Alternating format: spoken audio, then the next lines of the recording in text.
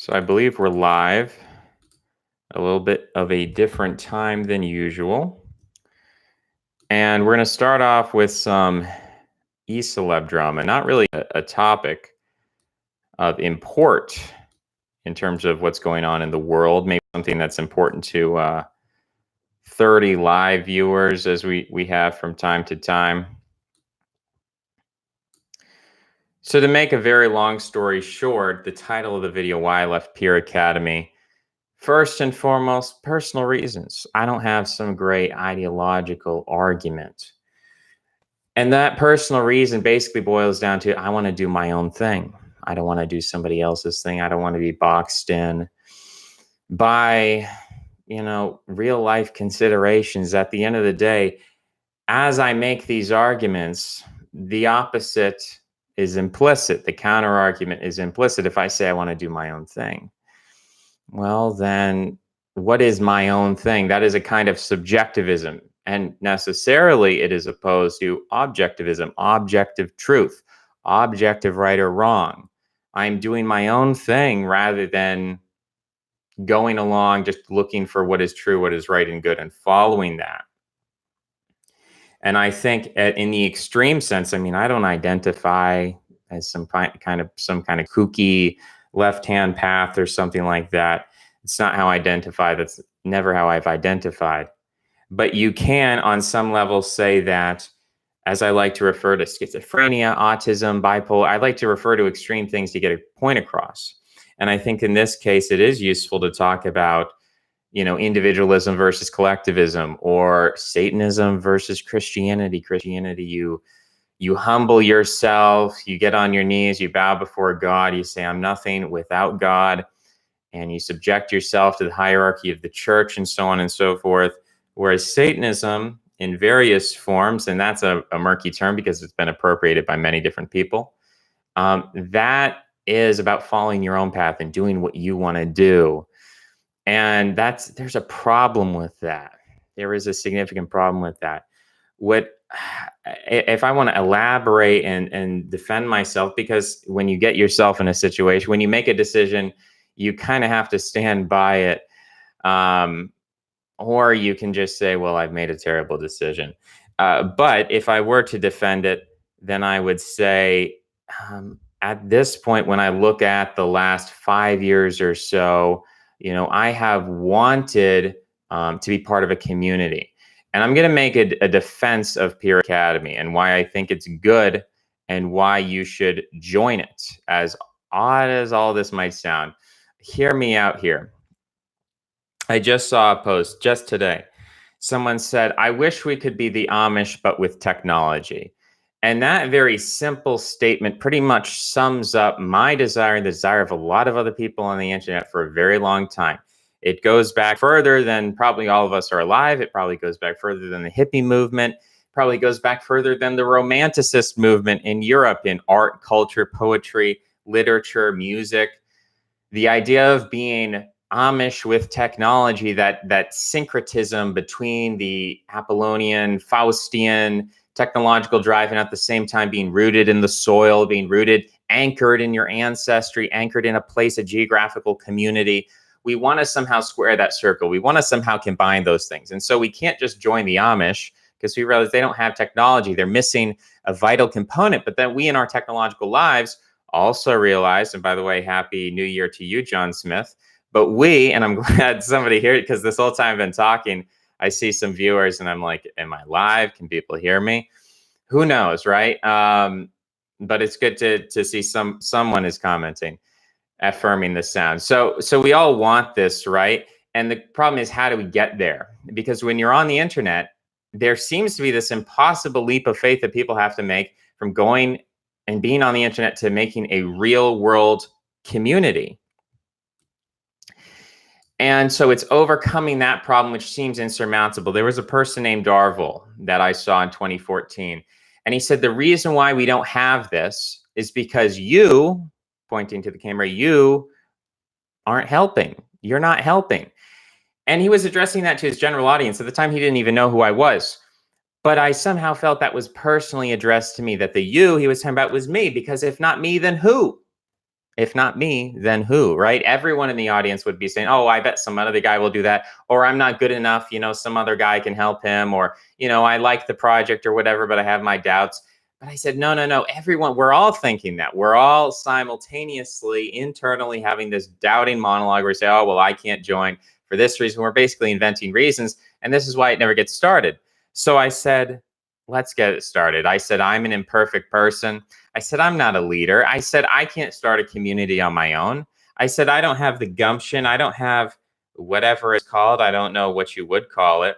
I mean, there's a lot of traits that you really need a lot of things to come together to organize a community, to overcome this thing that just everyone seems to want to have a community, but no one seems to be able to actually get the act together. So I said, I'm going to make the leap of faith. I'm going to jump into the fray here, and I'm going to throw my support behind this guy. And I did. And it didn't work out. And I don't really care about the how and the why. I don't think that's necessarily the most pertinent thing to what we're discussing here today. I think the idea is still valid. I think the idea of Peer Academy is valid. I think the idea of real world community is valid.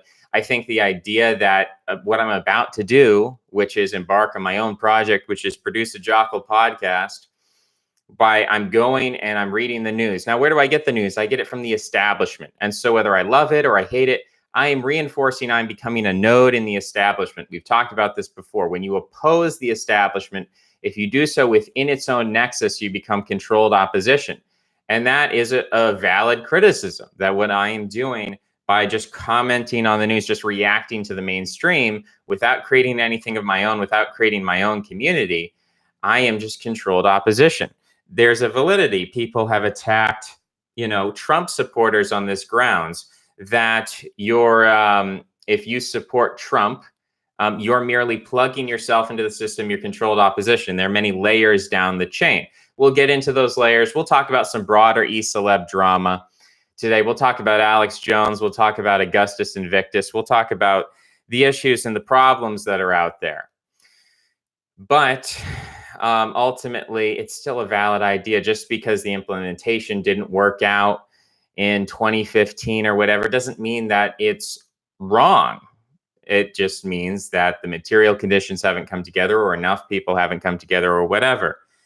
Now, in the 5 years since that time, I've been trying to figure out, what am I doing here? What am I trying to do? And my answer to that has been, in terms of whatever my theory is, whatever I want, the Amish with technology, functionally, what have I been? What have I existed as? I've existed as a wanderer. I've existed as a follower of other people's communities. And I've been a moderator. I've been an administrator. I've been a helper. I have been always taking kind of a backseat role, sort of the supporting role in other people's projects. And the problem with the internet, it could theoretically be a problem with real world communities, although it's harder in that case. The problem with the internet is that communities rise and fall. And if you've been on the internet for any period of time, you've seen this. You've seen a movement rise and fall. And over time, you become cynical. And at some point, this has engendered feelings within me of, I don't want to invest my time and energy anymore in somebody else's box. No matter how good and Christian and moral and objectively true that box is, I don't want to be inside that box, because I have a fear that box is just going to betray me again. It's going to abandon me again. It's going to implode. It's going to dissolve. And all my hard work that I invested is going to be for nothing. So I want to do my own thing. And that is not a criticism of anyone. That's not really a good argument against anyone or anything. It's just where I felt in this period of New Year. It's where I felt. I said, I can't keep directing my attentions towards something that's not me, that's not about me. And that is selfish. And that will probably, come back to bite me in the long run, right? If you know that you're not the leader, you're not the leader material or whatever, and you decide to go off on your own and do your own thing, that's dangerous. That's a problem. And the question becomes, how long do you wander in the wilderness till you get your Amish paradise, your techno Amish paradise? Is there an ever end, or do we just continue in purgatory forever? Over the past 5 years, I've gone through many projects, many discussions. Some I don't think people necessarily know me. I guess Brian is the one who's been one of the people who's been following me for the longest. So I guess he has the most personal dirt on me in the chat right now. Um, but in terms of, we're looking at these different things that are happening, and it seems like something's finally coming together. It seems like Arvol has somebody, he has a new mod for his Discord, who's bringing the memes, bringing the creativity, bringing the energy. He's a smart guy. These people are smarter than me. They know more than me. They've read more than me. And it seems like something is going on there, and it seems like something is going to materialize. It seems like a real world community is going to come together in this coming year, in this coming summer. And so from my vantage point, someone who's been involved for so long in various different movements, really over the last 10 years in one way or another, it seems like we're in the last 10%. We're in the final stretch. And so it is odd at the same time, and maybe somewhat maybe I don't want to go too far with my own psychoanalysis and navel gazing, which is why I don't talk about this very much. But it does seem strange looking from the outside. Why would you be involved in this buildup for so long and then say, you know what, I'm just going to do my own thing? Well, here's the thing. I feel like at this point, I'm not suited for a physical community. As much as I want that, and I'm sympathetic toward people who want that, and I see other people say, oh, I want the techno Amish.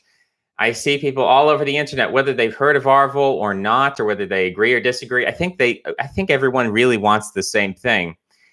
And there's some funny comments going on in the chat. I'm trying to ignore them. Maybe I should exit that out for a second.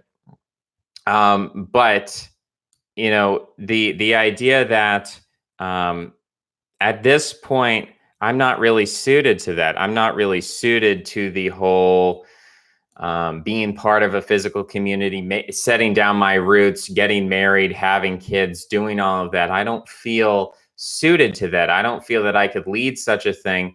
I don't think that I would ultimately be part of such a thing. Now, in terms of real estate, and we almost dropped our mic there. In terms of, and I gotta fix it somehow. There we go. Stabilized, saved it.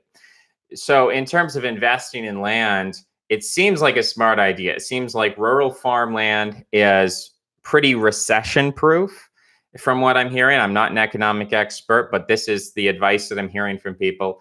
And so it sounds like a good idea. Even if you don't want to live out in the rural countryside, maybe just to invest some land, buy some land, and have it within a community and live somewhere else. You make an investment of a subdivision of a couple $1,000.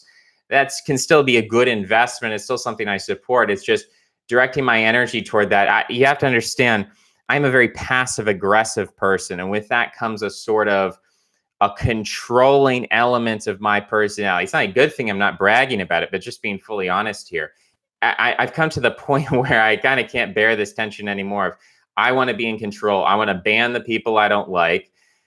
Yeah, I guess we shouldn't say, if we're in favor of free speech, we shouldn't say that. But really, I want to ban the people I don't like. I want to control the conversation. I want to direct the flow. Of course, I want some freedom, some element of freedom. You can't micromanage everything. You make yourself go crazy. But just, I want the project to be me. I want it to be the Jockle podcast.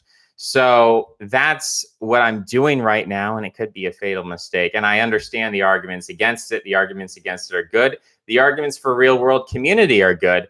And I see only Arvol is doing it. I haven't seen anybody else. I've heard of some like Catholic priests who responded to Jay Dyer who live in some kind of rural community. So I don't know, but they don't seem to be evangelizing that. They don't seem to be promoting it of, hey, come live in our community. Just like the Amish, they have their own little thing, and it's insular, and it is what it is, and they're not really interested in evangelizing. Arvol is the only one who I see out there evangelizing. Come be techno Amish with me. I know that's kind of a flippant way to say it.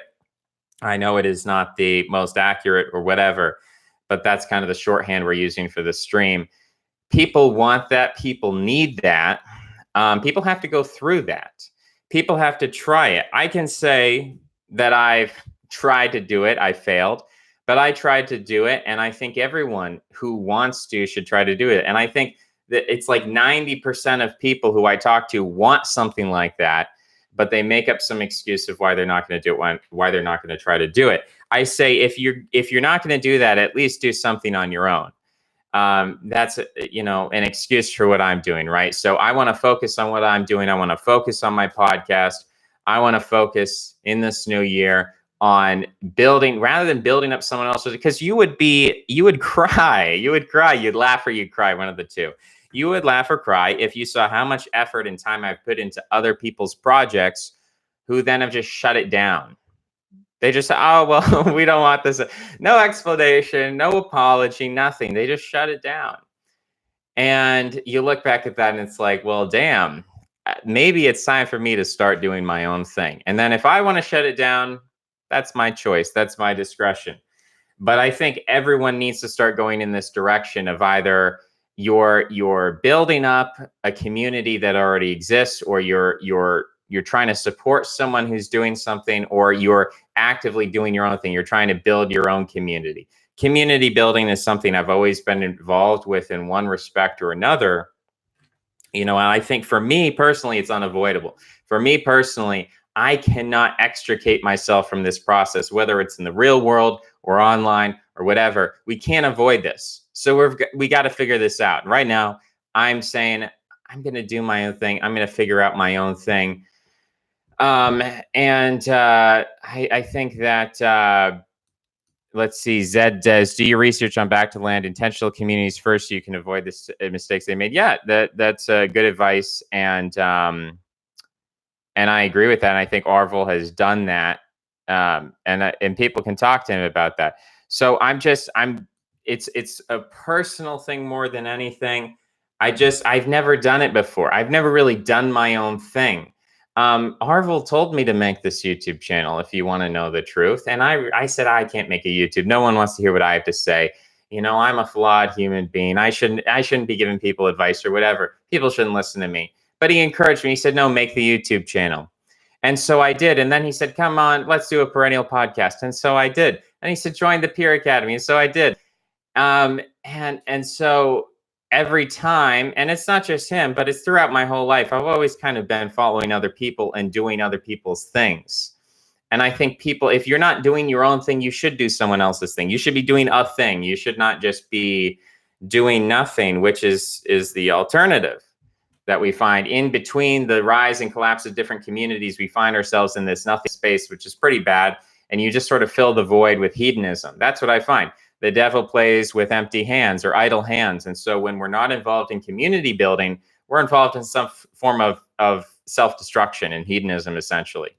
So that is where I'm at. It is not an intellectual defense. It is not some kind of ideological thing. It's purely personal. It's purely about me and my personal development and where I've been and where I've come from over the last decade to 5 years or whatever. Not expecting everyone to understand, but I'm just putting that out there because I thought I could kind of sneak off. I thought I could just kind of leave the Discord, not say anything, and let people do their own thing, and I'll do my own thing. But, I would still encourage people to join something. And I think if you want to be part of the conversation, that is a vector you can go in. I don't really know of any others that are not, as Ivan the Heathen has said, there's so much pure cringe. And let's just jump right into the pure cringe today. Let's jump into some e-celeb stories. Let's start off with Mr. Augustus Sol Invictus. So he is a Richard Spencer associate. Richard Spencer has had many associates throughout the years. He always has to have close associates. I mean, I think maybe that's just part of some social dynamic, but I don't know. When you look at his history, you can see the iterations he goes through. So first, there was his early period where it was Colin Liddell, and then who is his friend? Andy Nowicki. His two friends at AlternativeRight.com, made back in 2010. So he started with them, and then he just shut down the website because he didn't like Colin made an offensive article. He didn't like it, so he shut down the entire website, which is kind of, I mean, I can understand if I had worked for this guy and he just shut down the website and he deleted all my articles. And I mean, I would be incredibly frustrated. I would hate the guy, frankly. If we're being honest, I know that's not right. I know you shouldn't hate people, but I would be pretty angry. And so these guys were pretty angry, but Richard moved on and he made Radix Journal, and he had Romain Bernard, a guy from France, and he had a dude from Germany whose name I don't even think his name was Martin. I'm trying to remember. I for the life of me, I couldn't remember the name. I don't think anyone remembers this archaic history. But then there were like those two guys. And at one point, Jack Donovan was kind of floating around. I mean, even Tila Tequila was floating around at one point, but I don't think she qualifies as a close associate. Some of the period maybe in between the 2012, 2014, there was Jared Taylor in the mix. There was Jonathan Bowden in the mix. So there were a lot of different people in the mix. And then eventually you come maybe to a period with Eli Mosley and Greg Conti.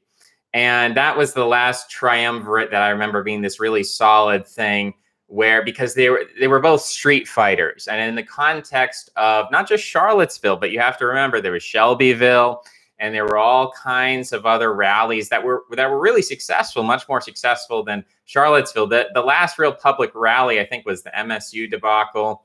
I think that was the last one in 2018. Greg Conti, I think, got arrested, and so I think sometime before this, Eli Mosley, he did an interview with Vice News because, of course, you have to interact with the mainstream media. And if he hadn't done that, he might have just survived. But instead, they were like, hey, we looked up your military record and you claim to have been active duty this year, this month. We find no record of that. It looks like you were just in the National Guard Reserve here in the homeland. Why are you lying about why are you doing this stolen valor thing? And he was like, I'll produce the records. Don't worry. And then he disappeared. So there was that. And then Greg Conti left for whatever reason. So you see, and then he kind of moved into which was the next triumvirate. It was the Josh, Neil, and then whatever the other guy was. I don't remember the guy's name. But then it was like that triumvirate. And then Josh got doxxed, and then the other guy left because I guess he was Josh's friend. So that it was kind of like you can't have one without the other sort of a thing. And then what's the most current iteration? Well, I guess to bring us, we've kind of brought ourselves up to the present day. Now we have Augustus, Sol, Invictus. And this is, I guess, where we tie in with the Ivan the Heathen thing of like, everything is cringe. I mean, there's two ways to view this, right? Because the only news outlets who are reporting on this are pretty much Antifa news outlets. So you have to take that with a grain of salt. But there's a spectrum here between whether it's a full Heimbach or if it's like if it's totally he's innocent, he did nothing wrong, this is a hit job, blah blah blah. I don't know. So we've got this story here. Apparently, he has been accused of domestic violence in the past. However, charges were never filed. Those charges were domestic battery by strangulation and aggravated battery.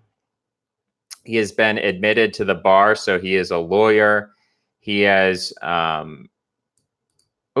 represented Marcus Faella in 2014 for teaching firearms and hand-to-hand combat skills to followers preparing for an anticipated race war, which is an interesting just side note by itself.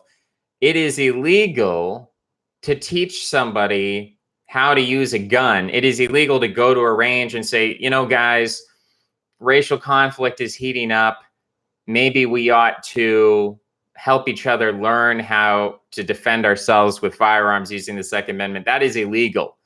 That's just something, I don't think most people are aware of that. Most people would say, look, we've got the Second Amendment, right to a militia, right to bear arms. If people believe there's some kind of conflict coming up and they want to defend themselves, you don't have the right to do that, by the way. People think they have the right to do that. They don't actually have the right to do that. So Augustus stepped in.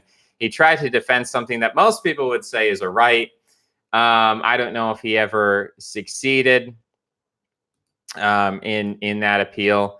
Maybe there's a link here to tell us what exactly happened with that appeal. It fights conviction. This is back in 2014. Oh, I'm using an ad blocker, so I can't read the article. That's sad. Yeah, all these ad blocker things. So originally, if this page would load, it looks like he had a life sentence. I'm using incognito, so that's not allowed either. Maybe if I do the old trick where you like refresh the page and then stop it. Facing a life in prison, received a 6-month sentence. Oh, so I mean that is pretty powerful. He was facing a life sentence, and then he received a 6-month sentence. So that's pretty incredible. I would say that would be a win for Mr. Invictus. And then we talk about RAM, and we talk about Heather Heyer and the American Legal Defense Fund and these sort of things. Let's see if we can find on Twitter Sol Invictus. Let's see if there's some kind of Nick Martin, an Antifa guy, looks like. If we can look at this. Arrested on suspicion of kidnapping. So he hasn't been charged necessarily. I don't actually know how that works, whether you get arrested on suspicion versus you're charged. So he's arrested on suspicion of kidnapping, which I'm assuming has to do with custody of children is usually what kidnapping means. I don't think he just kidnapped a random person. And sometimes kidnapping can actually be if you're in a room with somebody and they say, "Can I leave?" And you say, "No, you can't leave." That technically under the law can be kidnapping. Domestic violence and weapons violations. As far as I know, the weapons violation is he's alleged to have committed a crime, and at the same time he owned a weapon, which is just a very strange statute. It's like you have the Second Amendment, but all of a sudden the Second Amendment becomes illegal because you committed a crime that had nothing to do with a firearm. So there's a lot of weird legal stuff here. People can search this up on Twitter and see. I have a lot of words that are filtered or muted on Twitter, so I might not be seeing everything here. But people can go try to check that out, see what's going on. Again, in the worst case scenario, we've got kind of a Heimbach situation. In the best case scenario for this guy, I suppose it's just all made up charges. You know, I don't know, but it's something that's part of a larger process. And this is where we're going to move on. We're going to look at nytimes.com. Judge orders Alex Jones and InfoWars to pay $100,000 to Sandy Hook legal fees to the defendants, or I guess this would be the prosecution in this case. Anyway, the ruling was part of a defamation lawsuit against Mr. Jones. And the reason for that, and I don't know why it's giving me a paywall here, but the Texas judge ordered $100,000 to be paid in legal fees to those who brought the case against him. The December 20th ruling said the judge, Scott Jenkins, said that Mr. Jones and his lawyer intentionally disregarded an October court order to produce witnesses and other materials to the plaintiff. Judge Jenkins said the defense's failure to cooperate should be treated as contempt of court in two separate orders. He ordered him to pay $65,000 and $34,000 to Mr. Heslin. He denied Mr. Jones' motion to dismiss the lawsuit. So the lawsuit's not over. The lawsuit hasn't even really started here. We're just talking about gathering the preliminary evidence. Hey, you need to submit some evidence here. You need to submit some materials. And if you watch my compilation of the public domain, non-copyrighted compilation of the Alex Jones deposition here on YouTube, you can see what this whole issue was about. It was, we want all of the videos that contain any reference to Sandy Hook. And so Alex said, I did my best. Here's all the videos. So then they used those videos, they chopped them up, and they used them as evidence. And they said, Alex, how do you respond to this? How do you respond to this? And Alex said, I can't. I don't know what the context is. You're taking things out of context. So then there were two separate depositions. One, I believe, was in April and the other in October or September. I'm fuzzy with the dates, but the lawyer then comes back and says, why didn't you give me all the materials? And he says, oh, well, we thought that was all the materials, and then we found more. So in a sense, he was admitting that he was withholding materials. Now, according to Jones, he said he was not intentionally withholding materials. He just forgot about certain materials. Now, the judge has said, even though the case has not been decided against Alex Jones, already he's going to say you have to pay the lawyer's fees. We haven't even talked about defamation. It's just contempt of court that he refused through inaction, through forgetfulness, whatever. He refused or neglected, we should say, to provide materials pertinent to the case that were requested in the court order. So Mr. Bankston, Mark Bankston, said, Mr. Jones is learning he cannot treat the courts with the same contempt he showed my clients in disobeying orders. Mr. Jones has shown how desperate he is to ensure nobody finds out how InfoWars really operates or the lengths the company went to carry out its 5-year campaign of malicious harassment against these parents. Daily Beast first reported the ruling against Mr. Jones, who is facing lawsuits, number of fronts filed by several families of the victims. A lawyer listed for Mr. Jones did not respond, and that is from the New York Times. So both of these are linked together. Of course, Alex Jones, in terms of people who are quote unquote alternative media or whatever we want to call them, this sort of situation is not an isolated situation. If you know the SPLC, and if you've been keeping track with what they've done and how they've been founded in this sort of thing, they use a tactic called lawfare. And lawfare, from my perspective, means that we have a legal system which is pay for play. The amount of money that you have determines both the quantity and the quality of lawyers that you can hire. These lawyers then go through a process of essentially like a Byzantine system of computer programming, but instead of dealing with C++ or something like that, they're dealing with our legal system and the loopholes involved. And so they're searching desperately to exploit some kind of loophole to hurt the other side. And whoever has the better quantity and quality of lawyers really is the one who has the more money, and that's the side that wins. So when we look Invictus, in his case, he is a lawyer. So the other problem with lawyers is there are many different kinds, many specialized types of lawyers. People who know one part of the law don't know another part of the law. There's economic law, environmental law, defense law, prosecution law. There's all sorts of different kinds of laws. I can't even wrap my head around it. But it's impossible to know all the law. It's a very specialized. So even a lawyer can be tripped up. And even a lawyers always say, lawyers don't defend themselves. They always have another lawyer defend them. Defending yourself is generally a very bad idea. Though if you look at Charlottesville case specifically, there was someone who defended themselves and for some reason got off scot-free. That's an interesting story for another time. But you look at these two individuals, Alex and Invictus, and they're both in a tough spot. People were looking at the Alex case, and I saw a lot of people who are saying, oh, this is going to be thrown out. This is dismissed. These lawyers are terrible, referring to those opposing Jones. These lawyers, they're chopping clips up. They're admitting new evidence. This is so wrong. This is so bad, whether you agree or disagree, whether you like him or you don't like him. But already it's a pretty harsh start. And this is from 2012, by the way. The Sandy Hook thing is from 2012. And I think the latest clip, the incriminating clip of you denied Sandy Hook or whatever, came from 2017 or something like that. And he went on Joe Rogan and he explained himself. So this is kind of, in a way, ancient history, but they're drudging it up long after the fact. Who cares?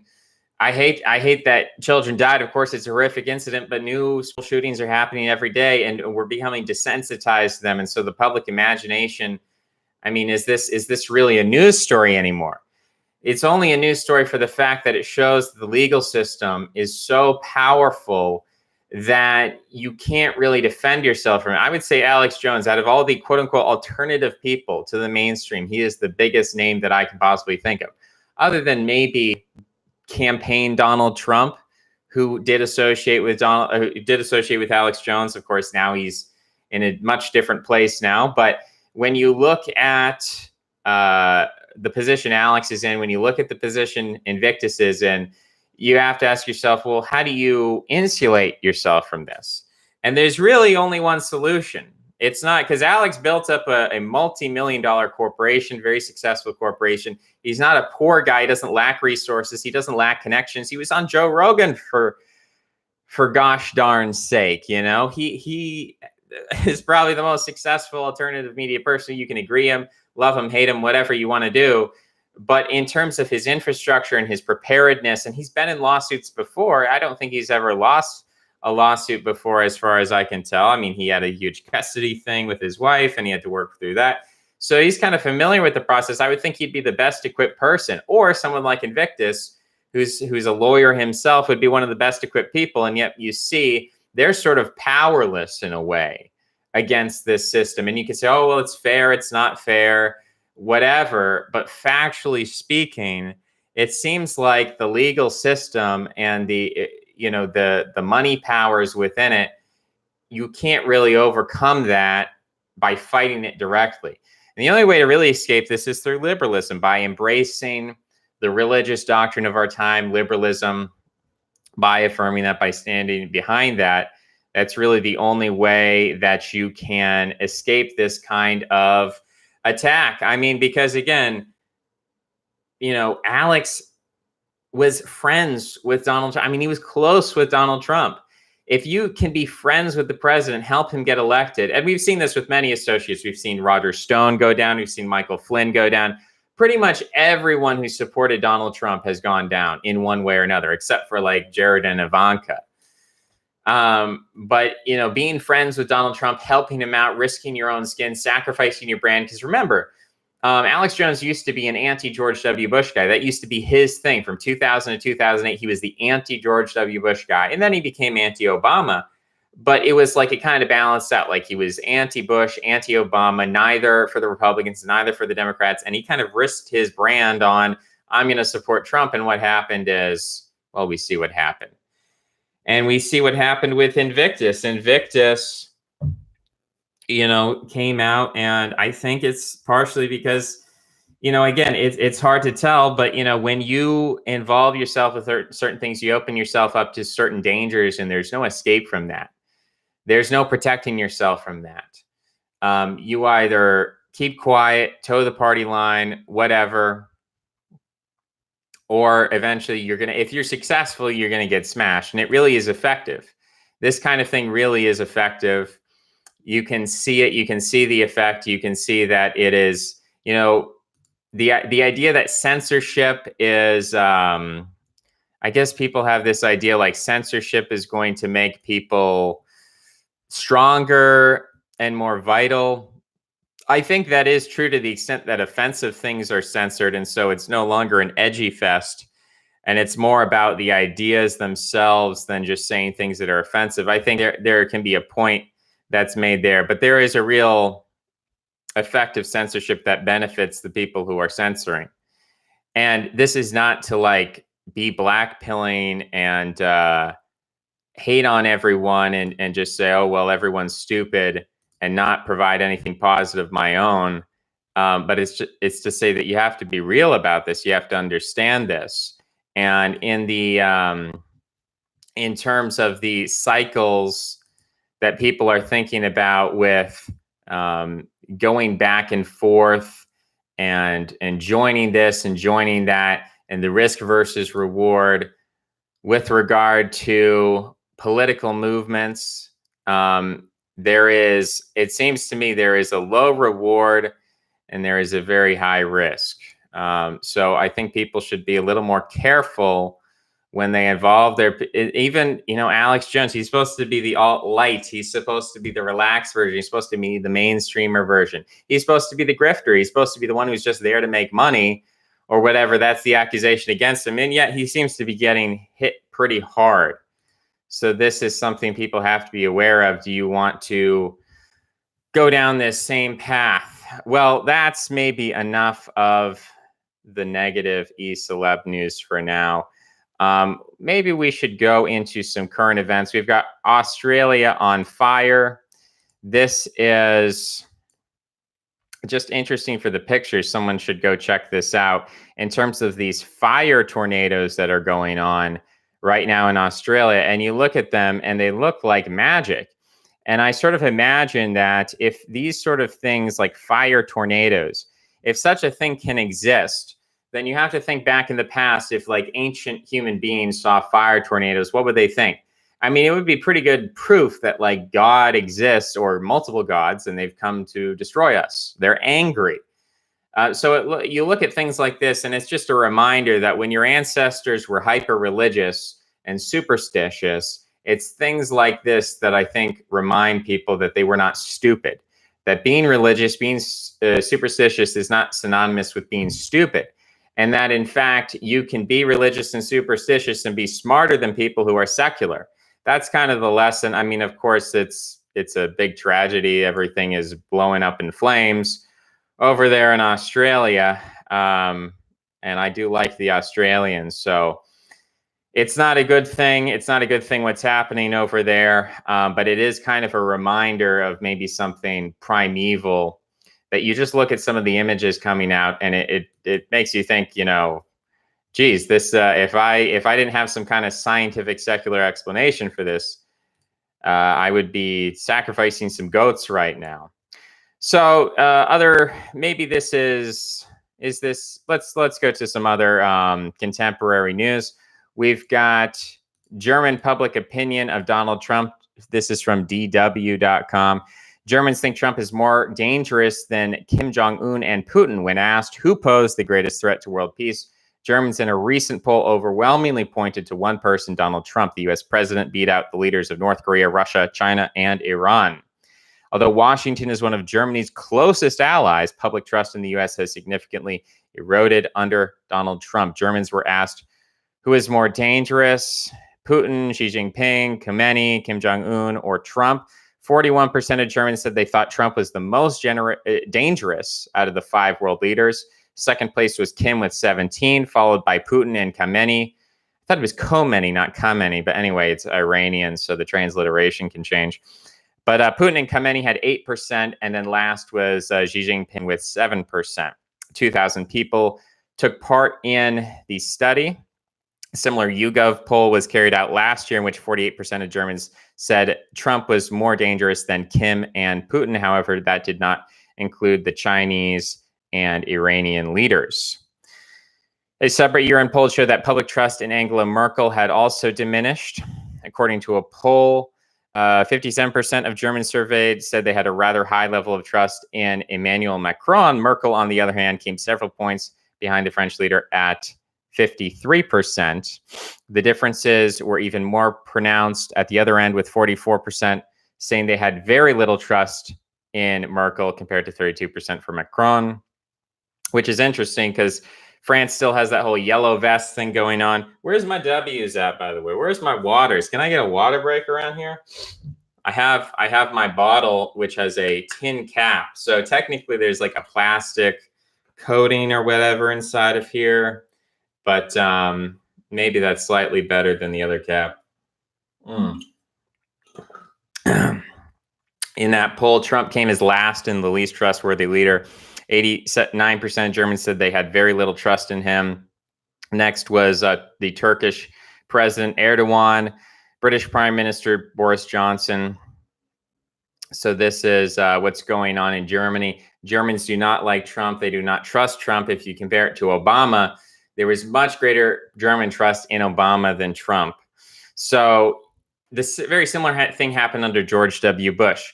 Germans do not like Republican leadership in America. They prefer Democratic leadership. They even prefer Macron to Merkel, which is strange because, again, Macron has all these riots that continue to go on to me. So we're trying to figure out what the heck is going on in Germany. But you see this in terms of the German public. They don't fear Putin. They don't fear China. They don't fear North Korea. They fear America. They fear Trump. So in terms of what is the future relationship between Russia or China or North Korea or Iran and Germany, this is pretty bad for NATO. This is pretty bad for the EU in terms of the EU being an American proxy. This tension between America and Germany has existed for a very long time. The German left wing has not liked America since the Vietnam War or even prior to. So there has been this tension. We've talked about it before. The question is this tension ever going to express itself in a kind of geopolitical reversal? The counter argument would be countries like Pakistan, Saudi Arabia, Egypt. Vast majorities of the population hates Americans, but the governments always again and again ally with America. So does the democratic populist opinion actually matter in terms of forming geopolitical policy? That's the counter argument there, but it's something to think about. We've got India. This is economictimes.indiatimes.com. India may surpass Germany to become the fourth largest economy in 2026. Japan, Germany, and India will battle for third position in the world economy over the next 15 years. So the first one, of course, is the United States, followed by China. Everyone's looking at that relationship as the important one. But then you have third place, which is contested between Japan, Germany, and India.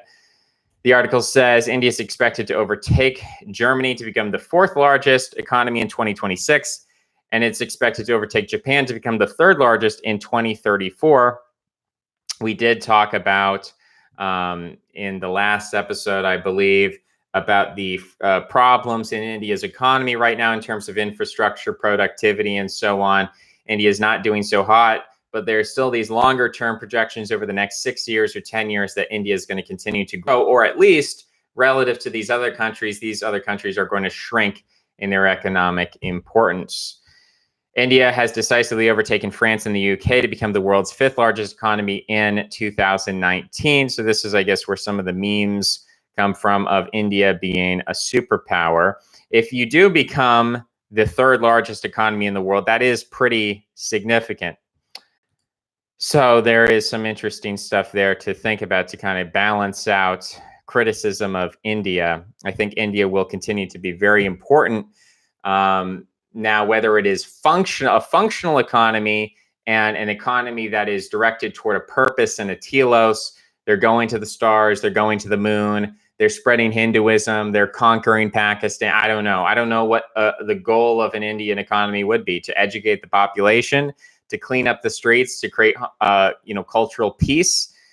Is India actually going to achieve any of its strategic goals internally or geopolitically, or is it just going to continue to grow as an economy to get bigger in the same way that the United States economy continues to grow, and yet as a country, as a nation, seems that there's more internal fractionalization problems within the country. So on the topic of America, there is a story by Politico from Associated Press. We've got Taliban Council agrees to ceasefire in Afghanistan. The United States want any peace deal to include a promise that from the Taliban that Afghanistan would not be used as a base by terrorist groups. So this is very interesting because the Taliban, as far as I know, is a terrorist group according to the United States government. So there's kind of an oxymoron in there. We do know that because of what's going on in Iraq, well, it's a very complicated back and forth, right? So, crack the neck there. We know that America has done some airstrikes, I believe, in Syria. We know Israel has been bombing Syria over Christmas.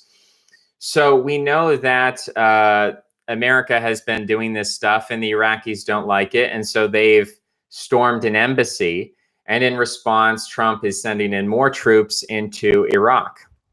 The problem with this is that the embassy is contained within a thing called a green zone. So within Iraq, there are parts that are controlled by the Kurds. There are parts that are controlled by Shiite Iranian mullahs. There are parts that are desert. There are parts that are controlled by Sunnis. And none of these groups really like the United States at this point. I mean, even the Kurds, who are supposed to be our closest ally, even the Kurds are kind of sour on Trump in the United States. They sort of feel betrayed. So it's hard to find a place in Iraq where people don't want to kill American soldiers. The strategy of the United States government is to say, okay, well, we can't control the entire country all at once on a street by street level. So what we'll do is we'll create a green zone. We'll create a little geographical area where in this zone, American soldiers are safe. We got it on lockdown. Terrorists, you're not allowed to come in here. You know, we're going to concentrate our forces. We're going to create a green zone. This green zone is around the American embassy. And somehow the Iraqi government allowed all these protesters. They hands off, just said, oh, either they got overpowered through weakness or lack of competence, or they just said, you know what, go ahead, destroy the American embassy. And you've got protesters going in, they're just smashing windows and destroying stuff, which is incredible. I mean, if you've ever visited a foreign embassy, you know how important it is. You know how sacrosanct it is. It is literally in international law. It is the territory of that respective country. So an American embassy is American territory by international law. So it's incredible to see this footage coming out. Trump is sending in troops. So it seems like there is heightened activity in Syria, heightened activity in Iraq. Some of this might have to do with the fact that these countries act as a bridgeway from Iran to Lebanon with Hezbollah and ultimately to Israel. Whereas you look at Afghanistan, yeah, Afghanistan is strategic. It's between Iran and Pakistan, so there's something important there.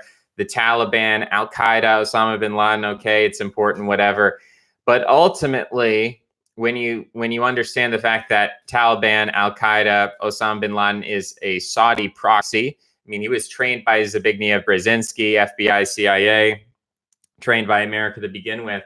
So ultimately, I think we're seeing this realignment, and we'll talk about this when we get into the baby making news or the gender news of the show. We'll maybe get into this, but we're sort of seeing a realignment where the Sunni world and the American policymakers are kind of saying, why are we fighting? You know, we have a common enemy in Iran. Israel doesn't like Iran. The Sunnis don't like Iran. Put aside our cultural differences. Let's fight together. And so you're seeing this kind of turning on the seesaw, where before he was fighting fighting Afghanistan and Iraq. And now it seems like we are getting into a position where, again, you've heard, you know, Trump said we're going to pull out of Syria, and then we have more troops in Syria. Oh, we're going to pull out of Iraq, and then we have more troops in Iraq. And now he's saying we're going to pull out of Afghanistan. We're going to make a deal with the Taliban. But who knows, right? Maybe we're going to have more troops in Afghanistan by next year. So we don't really know. But it would be interesting to see this kind of realignment, shift of focus. If we do decide to make peace with the Taliban, say, hey, you guys are Sunni, you're fine. Your enemy is with Iran, not with us. Let's reorient things. Let's have a realignment and just focus on suppressing Iran and targeting Iran. And that means targeting Iraq, and that means targeting Syria, and that means targeting Lebanon, and sort of leaving Afghanistan alone, because ultimately my argument has always been that the point has never been to win hearts and minds. The point has never been to nuke the country. The point has never been to win the war. The point was to create a conflict that would justify the establishment of permanent military bases in Afghanistan. So if they can make a deal with the Taliban where they say, just like Pakistan, you can be extremist Muslims, you can cut people's heads off, you can do genital mutilation, you can do whatever you want to do, but let us have our military bases here. Let us have strategic resources in your country, intelligence resources in your country, some kind of alliance with your country. If the Taliban can say, you know what, Americans, we've been fighting you for 19, 20 years now, whatever it's been, but, you know, you did kind of start us. You did kind of help us against the Soviets in a way. So everything's sort of coming full circle. Maybe we can make some peace deal. It would be pretty incredible. It would show you how many trillions of dollars we've wasted for absolutely nothing. Just kind of this go around, you know, endless cycle of war. But that's a possibility. It would be interesting to have, and still significant doubt. Now, we do have a video here of Pope Francis slapping a woman. People, look, I'm not the biggest fan of Pope Francis. I think everybody knows that. And there's a lot of things you could criticize him here for. But we're looking at this video, and you see a crowd of people. It looks like this is in Italy or some European country. You see a woman who appears to be Asian. We don't like to make assumptions here, but there is, I have to question, is this in Europe? I don't know where exactly this is. St. Peter's Square. So I'm guessing this is in the Vatican, which is in Europe, which is in Italy. And so you have a crowd of mostly people who are from Europe who, you know, don't have to travel very hard. You have this woman who looks like she's from Asia, who reaches out. He's touching people. He's holding hands. He's greeting people. He turns away, and she's like, oh, my chance is lost. I'm never going to be able to touch this guy. She reaches out, and she grabs him, and she yanks him with both arms and shakes him. And he's like, "What the heck are you doing?" He cries out in pain. I mean, if you're an old person, you got weak joints, someone yanks you like that. If you've ever had a shoulder injury, that hurts. I mean, it's kind of threatening. I mean, the Pope, he's traveled in the Pope mobile. There's probably been attempts on his life historically. So for someone to reach out and grab you like that and to give him a little pat on the hand and to have a disgusted face, the idea that people are jumping on this, you've got comments here. She nearly revealed his identity as a Sith Lord. Emperor Palpatine better be careful or he may reveal himself. Imagine waiting your entire life for the chance to be blessed by the Pope instead of being slapped by him. That's kind of funny. I'm only here for the comments. Yeah, so there's here's one I agree with. Honestly, she shouldn't have grabbed him. Yeah, this is the thing about e-celebs, and I guess the Pope, we live in the internet, so everyone's an e-celeb now. PewDiePie has talked about this, where people come up to you, and celebrities hate this in general. You come up to them, and you don't like them as a person, but you like them as a phenomenon. And so there's this kind of sadistic, like, kidnapping where you see someone and you start pulling on them. Take a picture with me, sign an autograph. Do you know who I am? Like, do you watch my content? No, you just know I'm famous. And you want to steal, you want to sadistically, like a vampire, steal some of my energy. So we disagree with the Pope. We have a lot of problems with the Pope. But this one specifically, I think there's a larger problem here of, some extreme, like a larger celebrity culture that's really toxic. There's a lack of reverence. There's a lack of respect. There's a lack of distance. And people view celebrities as something like an object that you grab onto and you hold onto and you abuse. And I'm kind of disgusted about it. Having my 35 viewers or whatever, I don't have to deal with the problem necessarily, but it is disgusting, even if it's somebody I don't like, even if it's somebody who is Emperor Palpatine or whatever. I still don't like the phenomenon. I don't like what I see from that woman, whatever the man is doing. Okay, so now a little bit of health news. We've got Reuters.com, a plate full of plastic visualizing the microplastic we consume. Microscopic pieces of plastic have been discovered in the most remote locations, from the depths of the ocean to Arctic ice and in our bodies as we breathe in and eat microplastic and drink plastic-infused water every single day. People could be ingesting the equivalent of a credit card of plastic each week. A recent study by WWF, is that World Wrestling Federation? The World Wrestling Federation. I'm trying to think. Hulk Hogan is really upset about these microplastics, so he's made a study. Mainly in drinking water, also via food like shellfish, which tend to be eaten whole, so the plastic in digestive systems is also consumed. Reuters used the finding to illustrate what this amount of plastic looks like. Plastic production has surged in the last 50 years. It was only invented really in the last 100 years, leading to the widespread use of inexpensive disposable products. They're having a devastating effect on the environment, cluttering beaches, choking marine wildlife. Plastic does not biodegrade. Instead, it breaks down into smaller pieces and ultimately ends up everywhere, including in the food chain. In a week, we ingest a plastic bottle cap's worth. In 6 months, we consume a cereal bowl full. It might not sound like much, but it can add up at this rate of consumption. In a decade, we could eat 2.5 kilograms of plastic. Over a lifetime, we consume about 44 pounds of plastic. We don't fully know what this impact of ingestion of micro and nano-sized plastic particles has on our health. All we know is that we're ingesting it has the potential to cause toxicity. That's definitely a cause for concern. So then they have a little infographic here of different microplastics. And what it can look like. Every week, you eat about 5 grams of plastic, which is about the size of a spoonful. Every month, you eat 21 grams of plastic, about the size of a cereal bowl. Every 6 months, you have about 125 grams, which is a cereal bowl. I guess it's a larger cereal bowl. I don't know.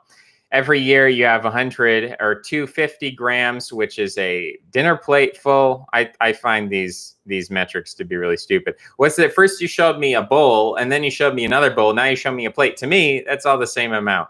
So not really good. But then every 10 years, you have about a life buoy. So when you see the buoys on the ships, the red buoys, the round donut-shaped flotation devices, you eat that about every 10 years. And then our lifetime, over about 79 years, we would eat about 44 pounds of plastic, which is an entire 2 mobile recycling bins. So 2 entire trash bins full of plastic is what we eat in our lifetime. And this is everywhere. There's nowhere you can escape. You can't go to the Arctic. You can't go to the desert. It's in the air. It's in the water. It's in the food. It's everywhere. You can't escape it. No matter what you do, it's everywhere. It's having an impact on our immune system. It's having an impact on our hormonal system. It's having an impact in the sense that plastics are perceived by the body as a xenoestrogen. That means an estrogen or a testosterone is really a signal to the body to engage in a process. So if you are injected with testosterone, your body starts saying, okay, we're going to get a little more angry. We're going to get a little more muscly. We don't have to produce as much testosterone naturally anymore. So the testes shrink. So it initiates a process that's already within your own body. When you have a xenoestrogen, your body says, oh, this is estrogen, when it's not necessarily produced by your body. But it says, oh, this is estrogen. Let's start all the processes that are produced by estrogen. So you grow breasts. It has psychological changes.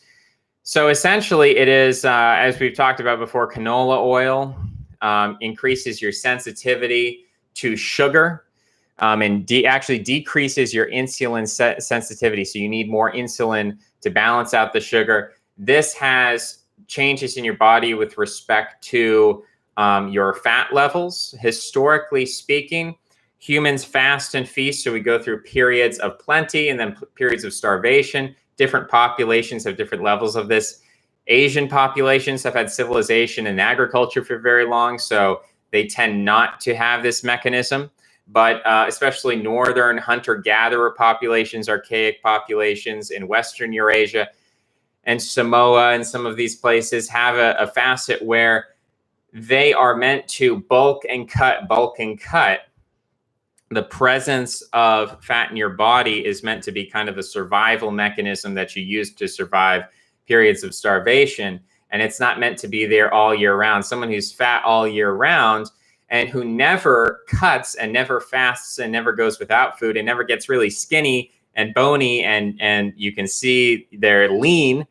If you never get to that point, you're actually affecting your psychology in a way that is abnormal, historically speaking. That's going to produce a dissonance. That's going to produce a problem in people. So we've talked about this before. It's very important. What can we do? Look, it's everywhere. There's nowhere we can go.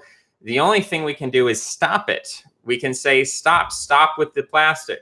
In your own personal life, substitute plastics for glass wherever possible. In some cases, metal. Something we do have to watch out for is a metal water bottle is often coated with plastics to prevent the metal from rusting in some cases. So you want to be careful about that. In these industrial productions, really, there's no way to escape plastic. We can reduce our intake in some way. We can try to avoid disposable plastics as much as possible. We can try to redirect what little money we have toward non-plastic ways of living or reduce our plastic consumption. You know, instead of when you go to the store and you see, okay, this jar of mustard is made of plastic, well, this jar of mustard is made of glass. Choose the glass one. You might not like the taste. It might be more expensive, whatever. If you can, try to redirect your dollars toward the glass, away from the plastic. That's all really we can do on an individual level. On a communal or political level, we're very cynical about that, but it would be very nice. I would welcome with open arms if there was some kind of radical environmentalist movement that would kick Greta Thunberg back into high school and to receive an education or something, anything else than what she's doing, talking about CO2. CO2, rising sea levels, flooding major cities, that's bad, but we can move, right? We can move. As Andrew Yang said, we can go to higher ground. We're not like trees. We're not rooted to where we are necessarily. The people who are rooted are the real estate agents and the billionaires with beachfront properties. But if you're not a capitalist, if you don't own real estate, the city's flooding, yeah, it would disrupt the economy. It might cause a civil war, whatever. But at least it's not going to destroy our psychology. And in some way, it's not going to destroy our souls if we have to move to higher ground. So the CO2 thing, I can see why the billionaires are concerned about it. I can see why they're freaking out about their real estate properties and why they're promoting it for the rest of us. But in a way, that's a distraction from this plastic industry. That it's very much like cigarettes. The United States government gave cigarettes to the troops, got troops hooked on cigarettes, and hid the fact that the German government knew that cigarettes were very bad for you. And they knew that cigarettes led to cancer. This science was suppressed. And today, instead of suppressing the science, they distract you. They turn the environmentalist movement, which should be about defending our bodies and protecting ourselves. They've changed it into, oh, there's too much CO2. Earth is going to get a bit warmer. It's going to be more tropical. There's going to be more deserts, rising sea levels, which are these environmental changes outside of us. But what about inside of us? What about our DNA? What about our hormonal system? What about xenoestrogen? Oh, that you're a conspiracy theorist. You're Alex Jones. That's turning the frogs gay. That's a meme. That's stupid. Whereas Greta Thunberg and CO2 is serious and a really big problem. If you're a billionaire, it really is a big problem. If you're an average person, I think plastic represents a greater threat. And just outright banning plastic would be something I would welcome. Of course, it would mean you got to spend a few more dollars at the grocery store, whatever makes life a little less convenient. You can't just dispose of everything so easily. But ultimately, I think it would be very good for human health. We've already caused irreparable damage, I think, in spreading these microplastics across the globe that I don't know if we can ever solve this problem. There are certain people who say we could engineer bacteria to eat the microplastics, to break them down into like carbon. I guess plastic is a hydrocarbon. So to break it down into hydrogen and carbon, if such a process is possible, we should definitely invest in that. But before we even talk about reducing the plastic we already have, we just have to ban plastic. Now, is that going to happen? No. Would I like it to happen? Yes. But it's something we all need to be aware of when we talk about these things. We talk about the environment. So we will move on to gender and sexuality. We have 9 charts that show how white women are drinking themselves to death. This is from Washington Post. Drinking is killing twice as many middle-aged white women as it did 18 years ago. Generally, middle age, 35 to 54, is not the time to die. And it is past teenage dangers before the serious perils of age, and improved medical care and public health campaigns are keeping more people alive. So why are middle-aged white women dying even more often while other death rates for other groups continue to go down? What are white women doing that is so different? A simple answer is a lot more drinking. So we have a chart here, percentage change in alcohol-related death rate. So in 1999, according to this graph, which I think is pretty weird and incredible, everyone was around, well, it's talking about percent change. Okay, so now I understand the graph. Forget what I just said. It's talking about percent change. So in 1999, white, Hispanic, Black women all had different rates of alcohol-related death. They all had different rates. It's not really portraying that here. Let's see if we can rate. In 1999, Black women were almost 14 per 100K. White women were about 8 per 100K. Hispanic women, I can't read the origin off the graph. And then Hispanics were the lowest at about 6 per 100K. And then Asian are even lower at about 1 per 100K. So at the top, you had Black women drinking themselves to death, white women, Hispanic women, very similar, and then Asians at the bottom. As we go toward 2015, now it's 18 per 100K for white, 12 per 100K for Black, 8 per 100K for Hispanic, and 2 per 100K for Asian women, respectively. So there's been a shift from 1999 to 2015 where pretty much everyone else has stayed the same, but white women are killing themselves through alcohol abuse more and more. Now, in terms of percentage change, white women have increased their rate of alcohol-related death by 130% since 1999. That's more than double. That's more than double. Hispanics apparently have increased by 27%. Blacks have decreased by 12%. So this is pretty incredible what's going on to white women. Why this is happening, I think, is important to figure out. Likelihood of women being drinkers. I don't know what it means to be a drinker. I guess it's a self-described category. 70% of white women describe themselves as drinkers. compared to 47 Black, 41 Hispanic, 37 Asian. We have percentage of women drinking multiple days per week. So at 2 days per week, 12% of white women, 3 days, 6%, 4 to 6 days, 5%, every day, 4%, which is problematic as we're seeing here. Then we have Asians are actually in second place in terms of the frequency of their drinking, but they don't seem to have as much problems with alcohol-related death for whatever reason. So maybe they're drinking more, but in smaller quantities, or drinking more frequently, but in smaller quantities. Hispanics come dead last in all the categories. One interesting twist we'll come back to shortly is that women with at least a 4-year college degree, so women's with a bachelor degree, report drinking more often than women without college degrees. So I'm trying to think of the Fishtown guy, America, coming to Charles Murray. Charles Murray talks about how rich people have a low divorce rate, and then people who are poor have a higher divorce rate within the white community. So when we're talking about education, typically we'd think people who are more educated have less social problems. People who are less educated have more social problems. That tends to be true in a lot of ways, except for maybe, and we'll actually, I think we have a fertility study. I don't know if I have it pulled up, but we'll see if we maybe go into a fertility study regarding, I might not have it, but there was a fertility study that came out that basically said women who, or just couples in general, people who have a PhD now have the second highest fertility rate in America, and the highest is still people who don't graduate high school. But it's kind of a high, low versus middle thing where the PhDs are having kids, the people without, what should we say, the people without high school degrees are having kids, high school dropouts are having kids. Everyone else, their fertility is declining. We will eventually figure out how to get those things up here, but we got a lot of pieces running around today. It is, of course, an experimental show.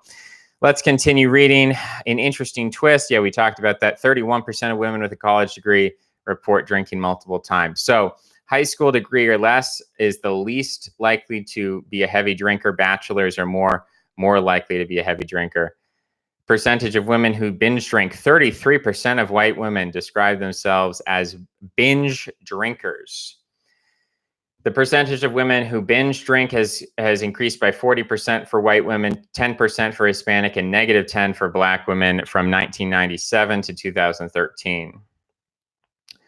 Rate of women visiting emergency rooms for alcohol intoxication compares 2006 to 2013. It's pretty low for the under 18 crowd. It shoots up to the 45 to 54 crowd. This is when women really start hitting the emergency room. 11 per 1,000. So basically 1 out of every woman, every white woman, or I think that it just says women in general. I don't think it specifies white women here. But 1 out of every 100 women will visit the emergency room for alcohol intoxication. And that's number from 2013. And all those numbers are rising, and it peaks in that 45 to 54.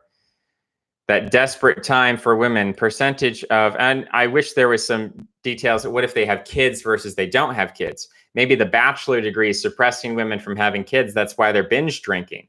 If they dropped out of high school and they had some kids, maybe they wouldn't be binge drinking because they'd have something to look forward to.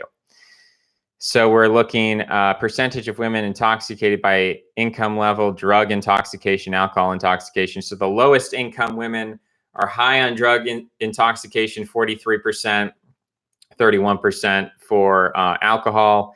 Low income, 26, high income, 20, 24, highest income, 11 to 20. So it seems like poorer people are more into drugs and less into alcohol. Richer people are more into alcohol, less into drugs, relatively speaking. So all of that's very interesting. We do have a pretty comprehensive study here from ourworldandata.org/alcohol-consumption. It talks about alcohol consumption over in the world in general, different traits in different countries concerning alcohol consumption. I want to zoom in here on a graph that shows share of men versus share of women who drank alcohol in the last year. Turkmenistan is a country where you have a lot of men. Well, it looks like 65% of men drink alcohol, whereas only 15% of women drink alcohol. So Turkmenistan is a manly drinking culture. It's also in a Muslim culture, which is interesting that men are drinking over there in Turkmenistan. The lowest is Bangladesh, Libya, Mali. Those kind of countries, Muslim countries, are very low in drinking. All the way up in the top, you have France, being people who drink alcohol in the last year. European countries are countries where people often report drinking in the last year. Muslim countries, the opposite. And we talk about heavy drinking sessions. Mongolia, talking about heavy drinking sessions in the last 30 days. Finland, Madagascar have some heavy drinking sessions.